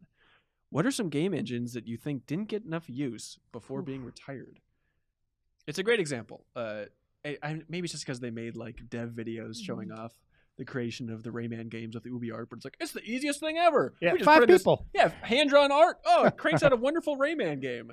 But it just slowly died, I guess. All those games, though, are notable. Yeah. Yeah. They also made a Gravity Falls game on 3DS. Right. And I so totally forgot about that. They used it for yeah. something outside of that even. But yeah, just make Beyond Good and Evil 2 in UbiArt, everybody. You could crank that out in like, I don't know, 3 days, judging from that video. I don't know. What was the name of LucasArts' tech for Force Awakens? Was it Molecular Motion? What was the... They had like Force a huge... Unleashed?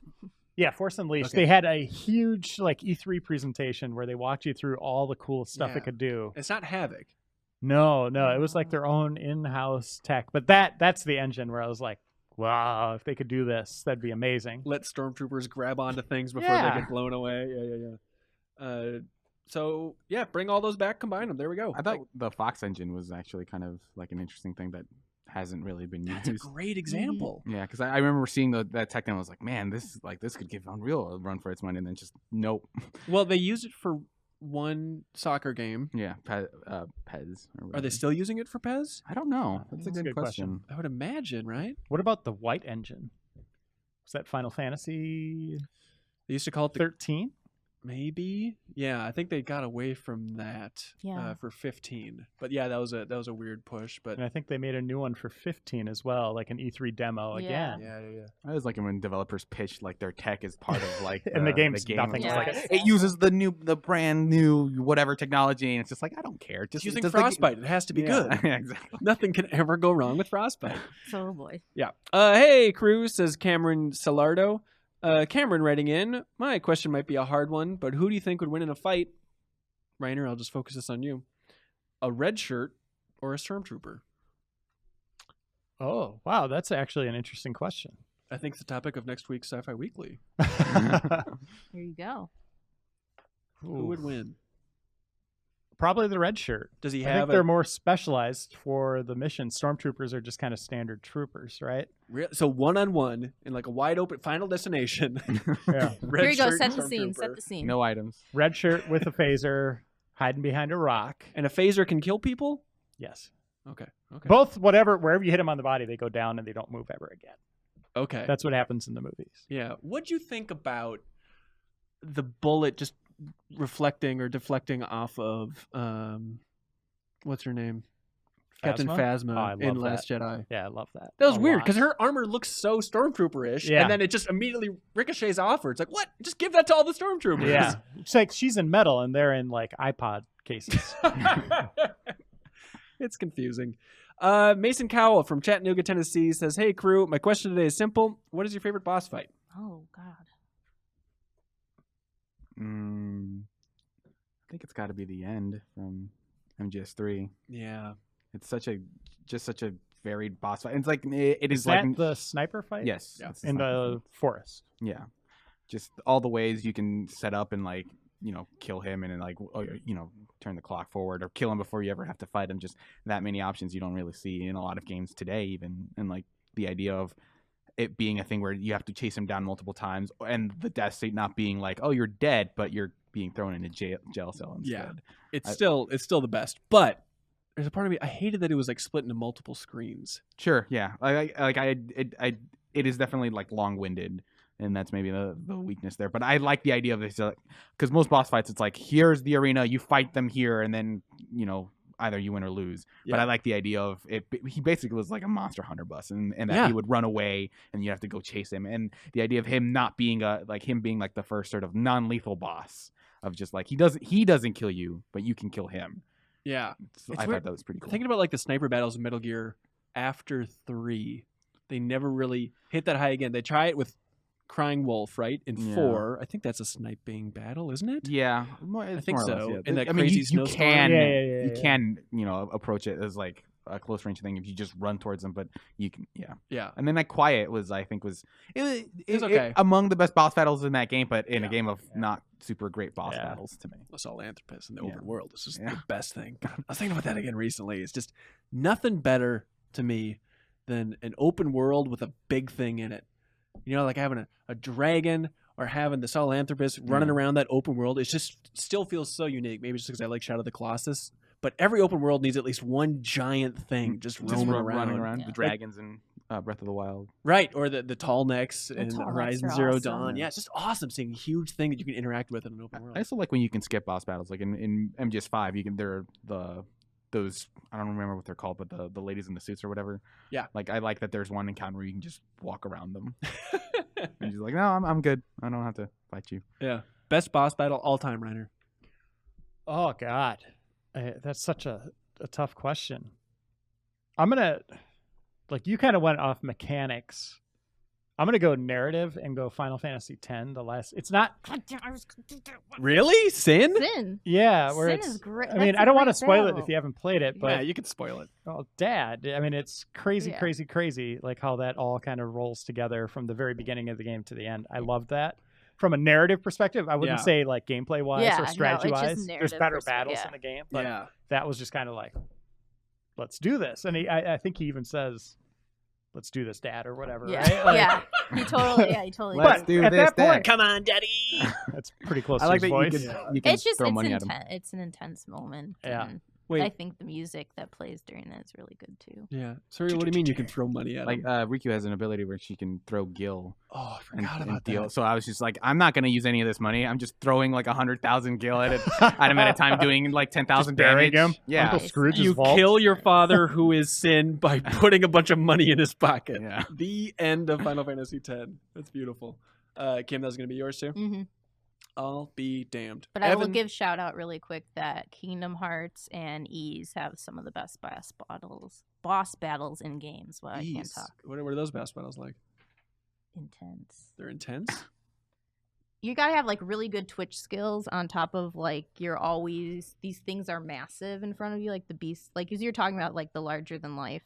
Sure. Things. Yeah, they're just like they're really fun. Wait, Ys are action games? Ys. Yeah, I thought it was just RPGs. Oh, I always thought they were turn-based. Oh, okay. Oh boy, Hanson, you've just I've never played an Ys game. Falcom is known for its action combat. The most satisfying last hit in a boss fight is Wind Waker going against Ganon. Driving that sword through his skull. Oh my god, so violent. The last Colossus and Shadow of the Colossus, I think, is probably my favorite really one. Also, I hate climbing that effing thing. I love Shadow of the Colossus so much, It's but so God, big. that thing sucks. When you fall, I also kind of like the don't fall. lion-esque one. I like that they change it up by just like, here's a really tiny one that is super fast. Right, And right. you're not expecting that when you get there. Evan says, "Hey crew, thanks for the great podcast. You're welcome. But it's tough to take and process the sense of loss and emptiness that I have from the events of the year." And he's talking about the death of Game Club. He's like, it's such a wonderful thing when it started. It spurred me to replay Final Fantasy VII for the first time in 10 years and clear Deus Ex, and BioShock out of my backlog. Please don't let this be another casualty of the horrors of Mass Effect Andromeda. Did Andromeda kill it? It killed Mass Effect and Game Club. They killed Mass Effect. No, we did Portal after it. Oh yeah, you did. You did Yeah, a so one-off. it survived it. Yeah. But we were just talking about this a little bit in the office the other day. It's a different one, but it could be an interesting kind of softer format of Game Club. Like instead of working through a narrative, where it's like beat by beat by beat. I think it'd be fun to at least try having a Game Club for Monster Hunter World. One of the most anticipated games of the year. But Certainly a my very top hard 5. one to have a game club on, just because it's so long. That's and, exactly yeah, it. And so treating it more about our own experiences within the world. Yeah, just talking about systems in general. I mean, it's not comparable Hunts. in any way. Yeah, like just like waxing your hunts. You know, I think there's going to be a like, lot to talk about with Monster Hunter World, especially just going through all these co-op experiences again and again and again. But it's not going to be a matter of like, oh, that twist at hour number 74 of when that When character the monster hunts you. I mean, Right. we can try it and see if it works. Yeah, let us know if you want us to make that an official game club. I think it'd be more in the vein, even though we'll call it game club, but it'd be a little bit more in the vein of like what we did for like Mario and Zelda, where it's like, oh, it's nice just to have kind of like a great unpacking with a larger group, you know? Kind of a special edition focused on those games. Yeah. So let us know if you like that, but that's the idea. Hey, folks, email of the week. What do you think? Oh, we're already there. Hell yeah, we're there. The one with the Pirates of the Caribbean. I like the effort that goes into that one. It's really I a don't lot. remember the That's substance of pretty the actual mind-blowing. question. It was him asking about Harry Potter games. Yeah, that was a good one. It's okay. It's talking. okay. Oh, Hanson's. I like the weirdest complaint we've ever gotten because he also brought up Leo eating all those apricots, which is my favorite topic. But that's kind of like, that was like at its peak of hilarity last week then, right? Okay, so you're saying He's it's cashing in on old it. comedy. Yeah. Whereas a Harry Potter question from a pirate, I mean, that's That's true. How many unbeatable, in my pirate opinion. listeners do we have? it's looking into the future. All right, you guys like that one? I'm fine with that. Yeah. All right. It's good. Mike Hennessy. We'll ship you out something real nice. There we go. Thank you so much to everybody that wrote in. Podcast@gameforward.com. Hey, coming up now, let's talk about the Kinect, everybody. Okay, We're gonna- I'm out of here. Okay, bye, Cam. Kinect coming up. Kyle's just swapping.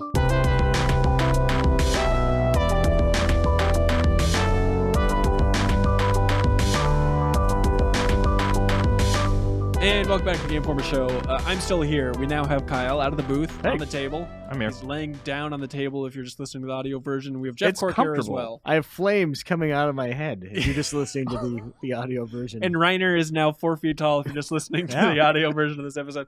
What we're talking about is the Kinect. Microsoft's lovable little IR sensor. Easy to crap on. Less easy harder to love. play. I don't know if I want this to be a full segment of just, boy, that thing sucked. Like, it's an interesting moment in the video game industry that I think is worth reflecting on. I right? have positive feelings for the Kinect that I can Me too. relate. Yeah? Okay. Absolutely. Reiner, take me back. I guess, Cork, you were there as well. Yeah. E3 2009. Project Natal. They unveiled Yes. it all. What Uh-huh. were first impressions? You were wearing a vest that lit No, up. this was when before. that was when they announced Wait. the name. This is when they said, "Do you want to see the bottom of an Avatar shoe?" Boom, and then the Well, character bam. lost its skeleton.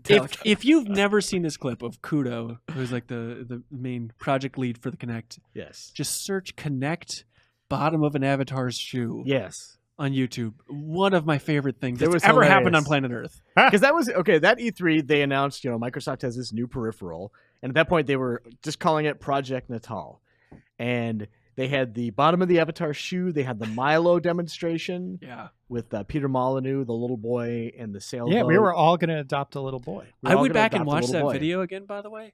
Molyneux goes out of his way to say, like, the future is now.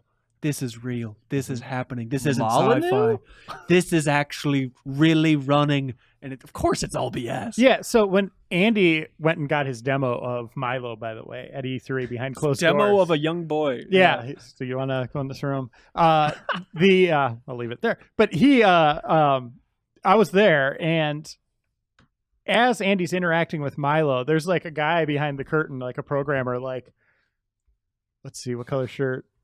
Andy's wearing green. And Literally? Milo would be like, that's a nice green shirt. Yeah, like actually punching in data. And you could see it, but they weren't trying to hide Yeah. them? There was a guy at a computer that was like making these demos. It was just a window Magical. that they wrote Sony on underneath it, and there was just a real little boy behind it. That's so weird. The weirdest thing, though, was how they unveiled Kinect. That video? No. Was it the actual name of it?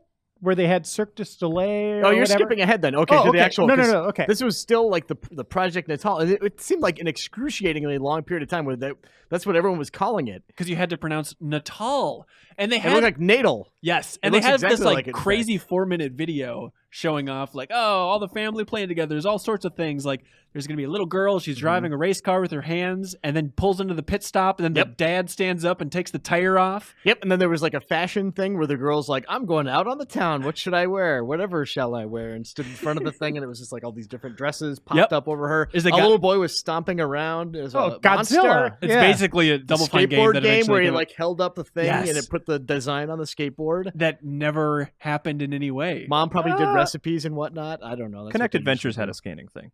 Really? So Yeah. it'd scan in what? You could scan in like anything, and it would like animate it and make it come to life. Really? And Okay. I actually tried to scan my at the time infant to see if I could get it to work. It was very strange and didn't. You have And an you infant? haven't seen your infant since. Yeah, has anyone seen that infant? I think don't be shy. You should bring that up every time if you could. You open your mouth. Okay, but now jumping ahead, Ryder. Yes. Yeah. So that would be the next E3 then. So it was a year. 2010. Mm-hmm. So they announced it, and then it was a year of what is Project Project Natal. Natal going to end Are we up gonna being call called? it this? It's worse than the NGP. Yeah. So we are invited to a special event for whatever this is going to be from Microsoft, and it is a presentation from, I'm going to butcher the name again, Cirque du Soleil. You did good. I did good. Okay. Where they are unveiling things you can, like a life of through Project Natal, right? Everyone in the audience has to wear these white Yes. Like a poncho. They get like as Poncho you were with Gallagher poncho. lights Yes. that light up. As you're checking in, they give everyone a poncho, and they didn't light up at first. Remember, everyone was just wearing these ponchos, going like, "What is going on here?" And at one point during the show, they had these special things, and they were all, I don't know, there's some like IR magic going on. Everyone's ponchos started lighting up, and everyone's looking around in disbelief. It was And here's the thing is, if you were lucky enough to get a seat, you Yes. weren't standing on the floor. So Andy and I are standing on the floor with 1,000+ people in these ponchos. It's like Cliffy B down there, like Jeff Keighley, and we're all like, what the hell's going on? We're just walking around. And the circus actually like came through us. So we would be, Circus came through us. and it was like these giant, like, what would you call them? Like floats almost, like Yeah. of like elephants and animals that would come walking through. So we would Like all the have to Lion King like kind of thing. scatter and let these things come through to get to the stage. The presentation itself was super weird because it was kind of like it was like the beginning of 2001 or something, where they're trying to equate Project Natal, which they then said was Kinect, with like one of the most amazing things, kind of like when the apes discovered that monolith and beat each other with the bones, because they had like all these like through the ages, man is doing this, and then there was in the back a couch suspended from the ceiling with a family sitting there the entire time just watching and pointing, and like it made zero sense. I remember Nick And that Aarons thing and I would were just like, rotate then. The couch would like rotate in a cube. and that was, they had all the testimonials, and one of them was like Kojima saying his he could see an application for it where like Kinect is installed in an elevator, and it could detect if someone was sick, and then could possibly send in like medical attention or something. It had all these developers, it was just like a random like, we're really excited about this and all this whatever, and then BS. yeah, Kojima just out of nowhere, like this application that did not make any sense whatsoever, but it was kind of great. That's They like, had, like, a I Star like they had a Wars- quote from Kojima. They're Star like, Wars we got to game. use Kojima. It doesn't Yeah. matter that this isn't gameplay related. We Yeah. got to get Kojima in there. Yeah, that was the big thing everybody was talking about, was a Star Wars game where it Yes. was like doing the lightsaber motions from like the prequel era, I think. Oh, with But your I mean, it was hands. one of the most embarrassing things I've been a part of, because not only are you standing there just looking awful in these ponchos with like significant shoulder stripped pads. you of your dignity. But then they start Immediately. lighting For the sake up. of mankind, though. Then they started lighting up. Yeah, Oh, and it's like, no. what are we doing? What are we doing? And what you're doing is witnessing the future of humanity. Yes. Yeah, and eventually where it all went after that. That is like such a weird thing. I mean, from the beginning, the idea is just having a camera. Just imagine the possibilities. I mean, just imagine it. And it's one of those things of like, yeah, we're still imagining it. Like we don't know exactly the good application. The thing of this. about it though is that they like both Microsoft and Sony at that point had peripherals that were essentially just a nice webcam. So this was Yeah. like an advancement iToy of a and stuff. concept. It was supposedly going to deliver a better version of what people had been tinkering around with for years. And it did seem exciting at first. And I think that there were some applications that it worked very well in. The elevator. The elevator, I know I barfed on the elevator and then the paramedics came Elevator. The Kinect just shook its head when it saw you doing it. and took it away on a stretcher. It was great. Yeah, probably the most elaborate unveiling of a peripheral ever in the history of electronics, right? Like, It was bonkers. having giant elephants and light up shoulder pads. But then, honestly, the joke on us was that it sold surprisingly well on the 360 at least. Yeah, I want to say it was like 11 million units out of the gate or something crazy like that. At the time, it was like the most successful like electronic peripheral like ever released. Right. Yeah. Right. Made Most definitely. shelves everywhere look like the nastiest imaginable bruise with these purple boxes next to the weird green boxes Yeah. from the Xbox 360. Don't mix and match those. Ugh. It Just was really gross. for sorting purposes, it was a nightmare. And like, it's easy to make fun of again because you flail around and they're all bad games, or maybe not. We'll talk about it in a bit. But it is crazy. Like, just from the weird anecdotal experience of filming all those man in the street things with Reeves. So many people, when we're talking about new hardware, new games, Mhm. they say, "Oh, is it kind of like that Kinect thing?" Like, it really had a big impact, I think, on the wider public. Of like, "Oh yeah, I know there's some sort of you can dance around your living room." Like, it did work. It did make a big splash. I think for the more industry. importantly, the kind of undersold aspect of it that I really appreciated was I like being able to say Xbox pause video or whatever the command was, and just to have it do that when you're watching a movie without turning off your controller, which of course if you're watching something by then the controller has turned itself off and then you have to turn it back on.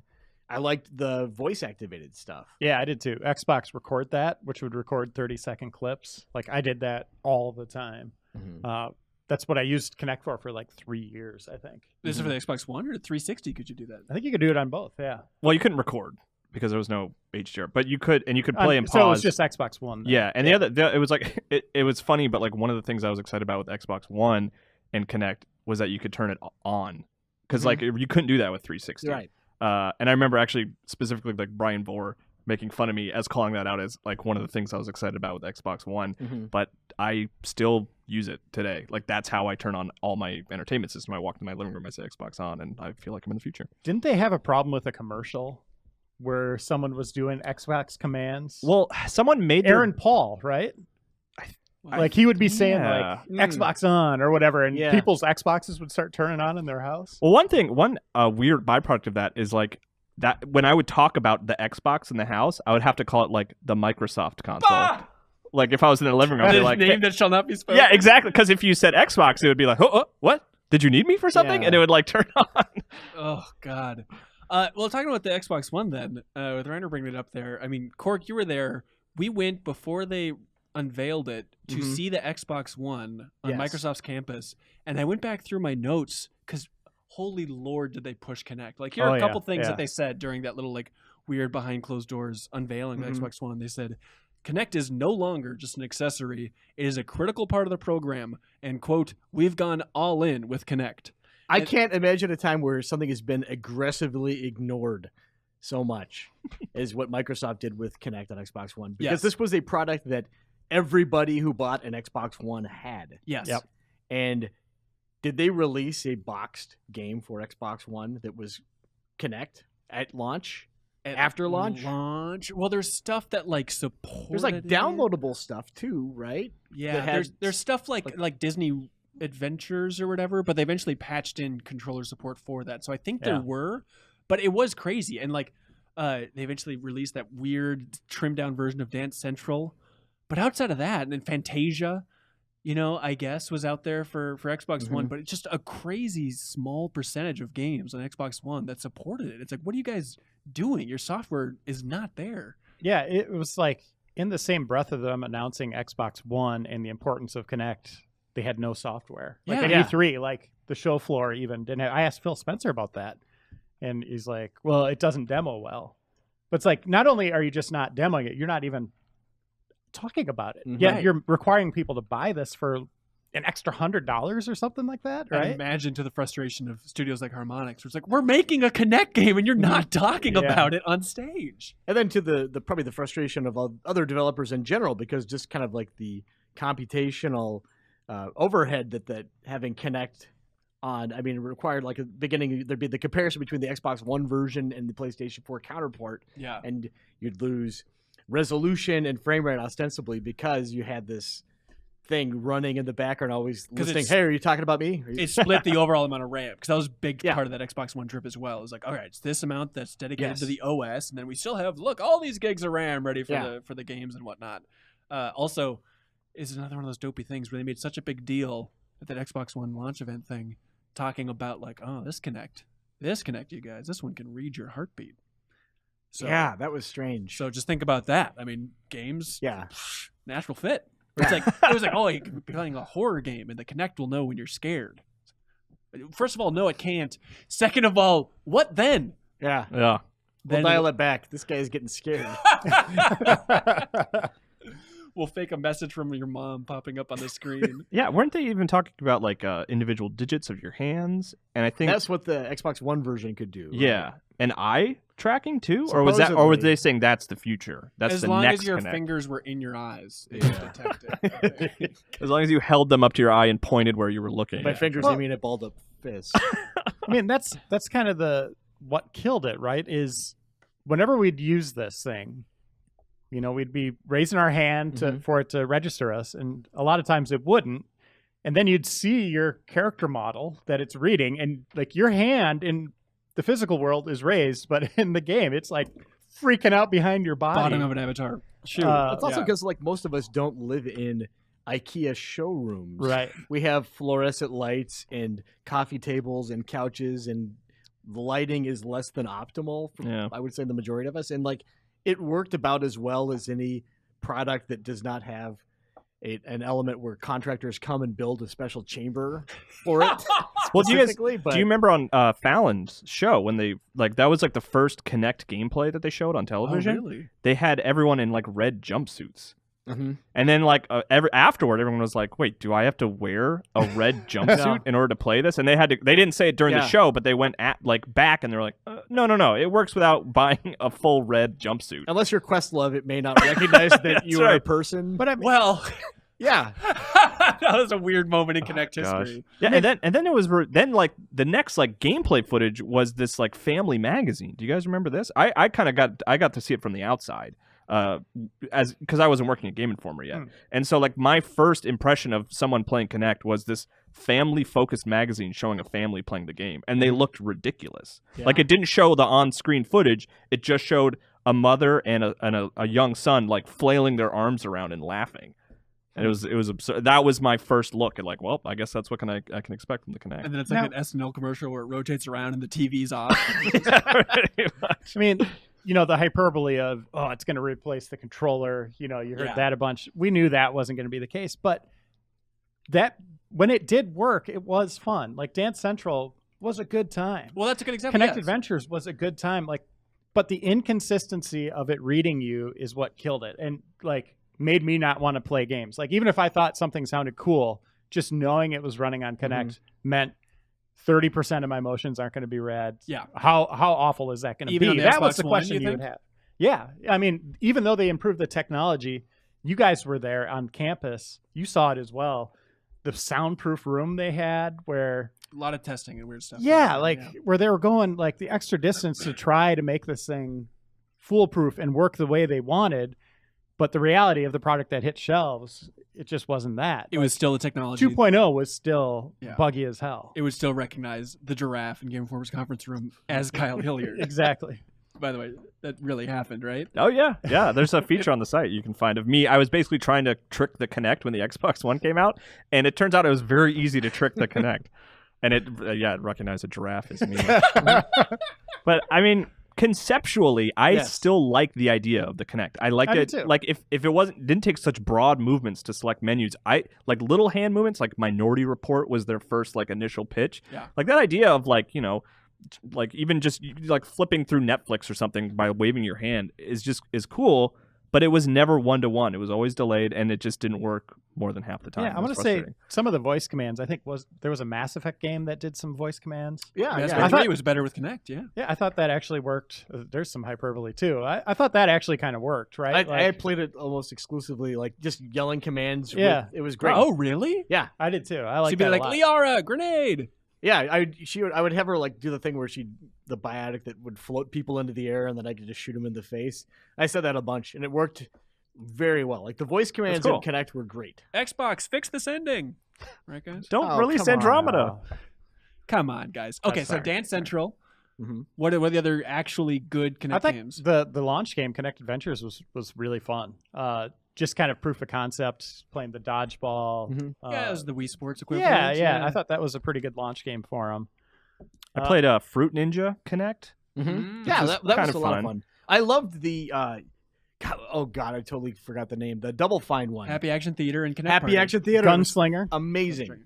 Happy Action Theater, I still will turn on and just leave it on for the kid. It is the best thing. And it's super fun. Like you get 4 or 5 kids that they can just jump in and out. And if you have not played that one, it's just kind of like these short vignettes of a minute or two where a volcano is in the background erupting, and then you're sinking in the lava, or hey, the room's full of bubbles, and you can pop them and move it's them the best application of Kinect. Yeah, no points, no goals, just this. You can knock over buildings, pretend to be Godzilla. It's fun and silly. Yeah, and after a minute or two, a curtain closes, then it opens, and you're like, wait, what's this? And then And Ryan, you brought Gunstringer, which the game is pretty solid from Twisted Pixel. I mean, Wavy 2-man DLC is the way to go. We played through all of it during Extra Life, and it's a real fun video. Once Upon a Monster, I was very excited for, but it just ended up being so frustrating. Because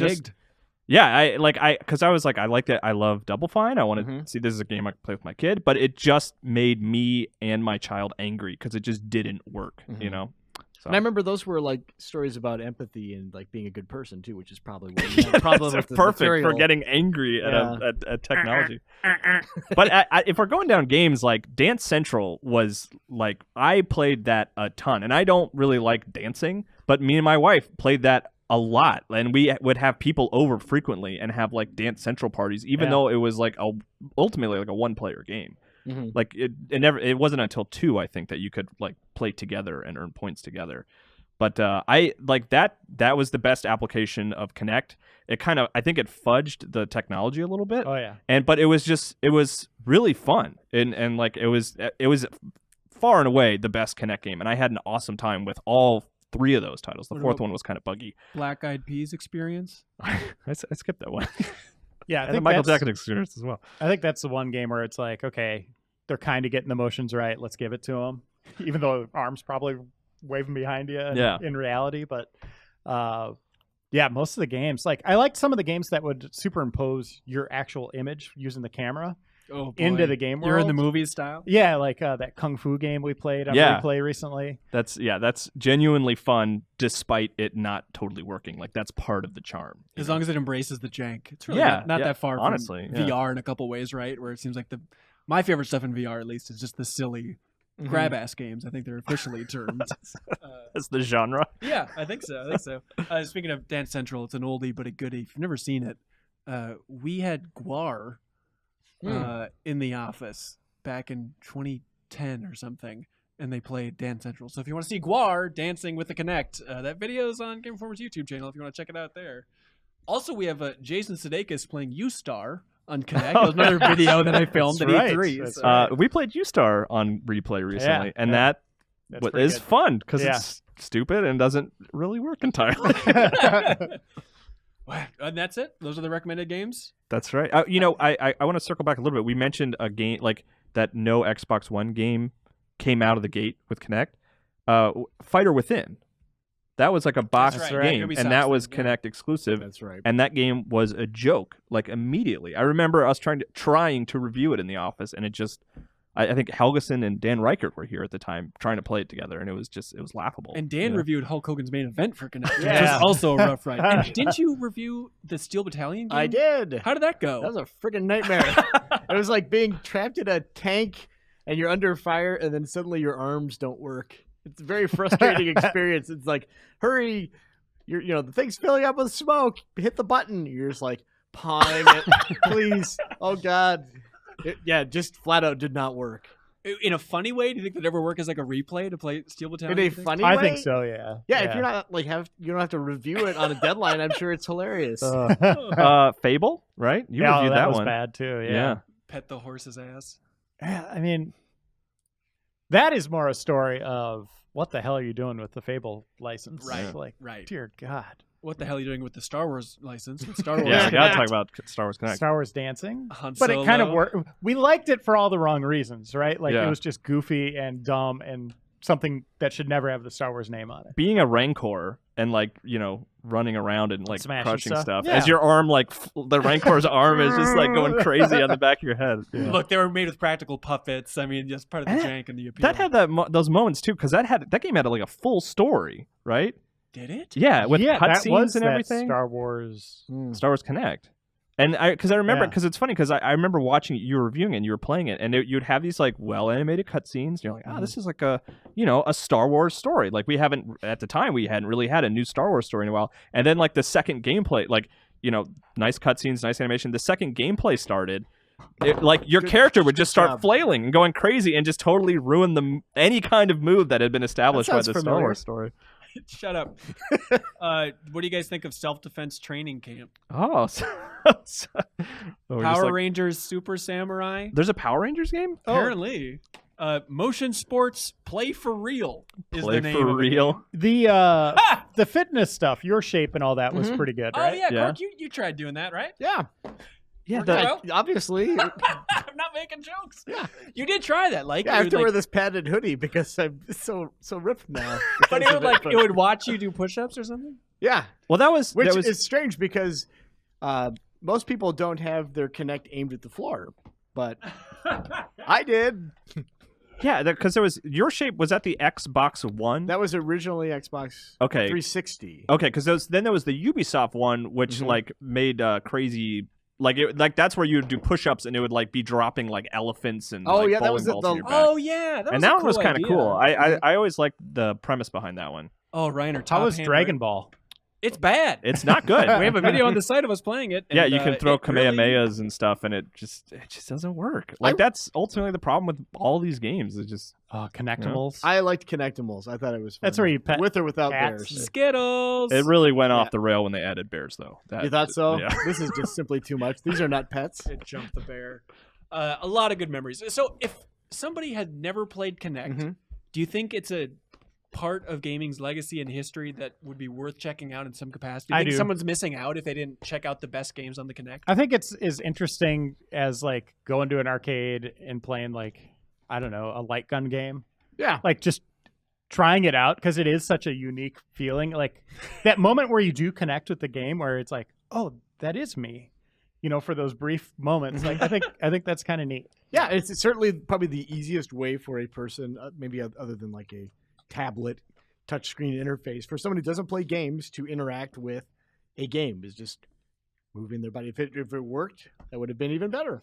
PlayStation Move came out around the same time. It might have been within 6 months or something. Yeah. And I remember I was such a big Dance Central fan that I was like an adamant defender of no, don't get, because for some reason they put them head to head because it was they were both peripherals that inspired movement. And I was like, no, don't get a Move, get Kinect and Dance Central, and you'll be set for life. For your life. For your life. Wow, weird era. But I think it's now officially time to awkwardly wave goodbye to the Kinect. See Bye, ya. Kinect. Oh, more exaggerated motion. Not registering it. And real quick, why do we say goodbye to Kinect? What is the inciting Oh, event? yeah. Oh, we talked about it earlier in the podcast. Oh, yeah, did you? It's the idea that Microsoft has discontinued the USB adapter for the Kinect. So now, even if you want to, there's not a good, easy way to hook up a Kinect to your Xbox One. It is completely abandoned. Black market. Yeah. It is kind of a roundabout way to proclaim the death of Kinect, because like Kinect no longer is included with the consoles. Yeah. And then you needed to buy that if you wanted to continue to use Kinect, and now you cannot buy that anymore. So they weirdly, it was kind of strange the way that it has died. Yeah, I think they're going to be going to your house if you have one and forcibly removing it. Oh, really? Yeah, Phil Spencer's gonna beat the crap out of you. Yeah. So the His Kinect hands will are going to be real tired. the Kinect will sense that your heart has stopped because you've died, right? And then they'll come in and clean everything up. and then the ambulance will show up. That's the Kojima. I mean, they do it all along. It's really too bad, right? Like, it was a good idea. It was just maybe before its time. But I don't know. Are we kind of like in the same thing with VR? Like, are they jumping the gun? Like, I don't think that the Microsoft race to do something innovative could have incubated this thing any better, though. I mean, the Yeah. fact that they gave it to everybody, well, gave it. You had to buy it, and like third parties, by and large, were like, Yeah. Like it seems. What like, if it launched with Xbox One though, was not on 360, and it was like, Oh, this is the that'd be interesting. this is the difference maker for this generation. Would that have put them ahead? That's of a great- Sony. No, I think that would have held them. Would have held them back because Really? everyone who because if you had to buy it separately, you were No, you wouldn't. No. It would come. I with know, your- No, I know but what I'm you're saying saying, the yeah. fact that when it came out on 360, you had to opt into it. right. Like if you were given like, and you could kind of forgive it because you were like, well, I wanted to try this, but if it was just like this is a required element of the console, everyone would be frustrated and be like, I just want to play Halo. I feel like they're yeah, but frustrated. you still could though. Yeah, I think it'd be Yeah. overwhelmed. I mean, there was that crazy surge of people getting really into it, and if that hit instead of tail end of 360's life, launch of Xbox One, I don't think Grinder's Theoretical is too far off. I think that would have been a boom. Like, holy crap, this is a new thing in gaming. that I would, need to get that would have this. put ahead PS4. Yeah, Well, never know. and then it would have died off like it is and Yeah. became the joke. All right. It kind of is today. Goodbye, Kinect. goodbye, We Kinect. always loved you, Bye. and we're confused about your spelling. I'm right here. All Now right. hold your hand to the side. Hold your hand to the side. Okay. All right. Okay. Oh there no, you go. you're turning it off now. No. Stop listening. It's Stop teapot. You listening. gotta do the teapot. Xbox. All right, and that's it for this episode of the Game Informer Show. Thank you so much for watching or listening. Be sure to tune in next Thursday. We'll have another new episode waiting for you. Bye, everybody. Xbox, record that.